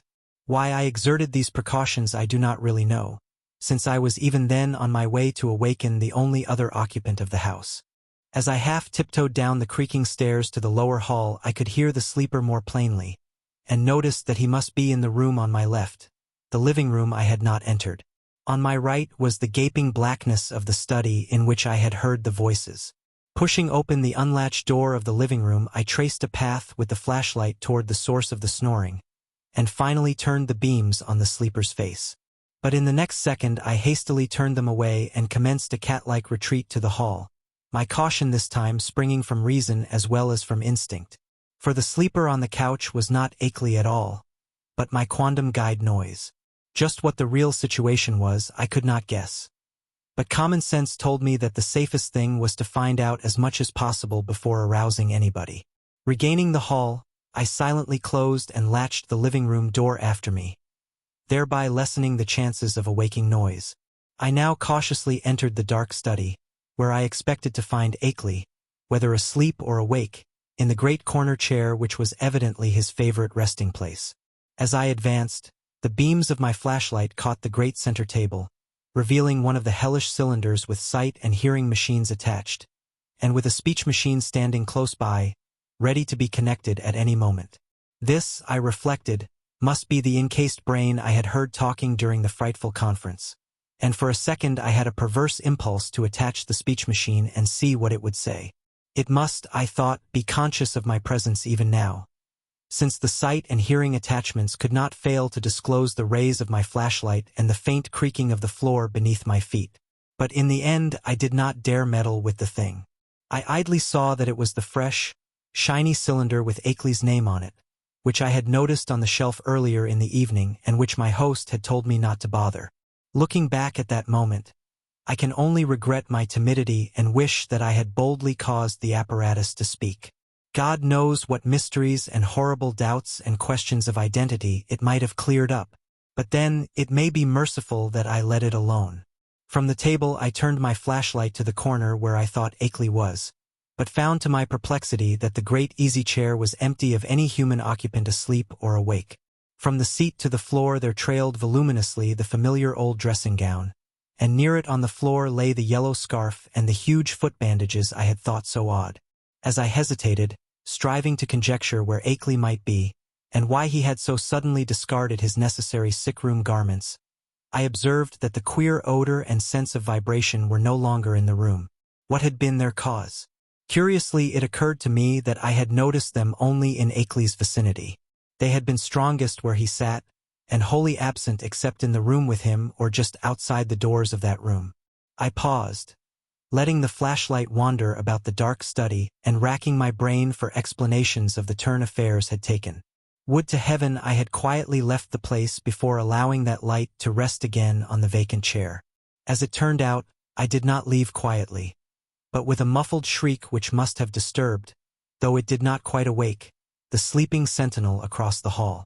That shriek, and Noise's still unbroken snore, are the last sounds I ever heard in that morbidity-choked farmhouse beneath the black-wooded crest of a haunted mountain. That focus of trans-cosmic horror amidst the lonely green hills and curse-muttering brooks of a spectral rustic land. It is a wonder that I did not drop flashlight, valise, and revolver in my wild scramble, but somehow I failed to lose any of these.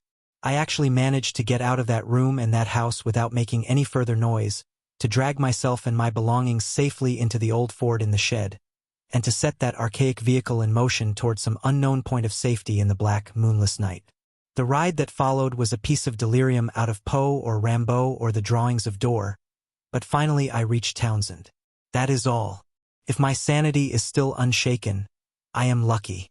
Sometimes I fear what the years will bring, especially since that new planet Pluto has been so curiously discovered. As I have implied, I let my flashlight return to the vacant easy chair after its circuit of the room. Then, noticing for the first time the presence of certain objects in the seat, made inconspicuous by the adjacent loose folds of the empty dressing gown. These are the objects, 3 in number, which the investigators did not find when they came later on. As I said at the outset, There was nothing of actual visual horror about them. The trouble was in what they led one to infer. Even now I have my moments of half-doubt, moments in which I half accept the skepticism of those who attribute my whole experience to dream and nerves and delusion. The three things were damnably clever constructions of their kind, and were furnished with ingenious metallic clamps to attach them to organic developments of which I dare not form any conjecture. I hope, devoutly hope, that they were the waxen products of a master artist, despite what my inmost fears tell me. Great God! That whisperer in darkness with its morbid odor and vibrations. Sorcerer, emissary, changeling, outsider. That hideous repressed buzzing. And all the time in that fresh, shiny cylinder on the shelf. Poor devil. Prodigious surgical, biological, chemical, and mechanical skill. For the things in the chair, perfect to the last subtle detail of microscopic resemblance or identity, were the face and hands of Henry Wentworth Akeley. And that concludes this book of adventure. If you enjoyed the story, don't forget to hit that like button. It really helps the channel grow. Share this audiobook with fellow fantasy lovers. And if you haven't already, subscribe to the Voxlore and ring the bell so you never miss a new tale. Until next time, keep your imagination wild and your stories legendary. See you in the next adventure. ***.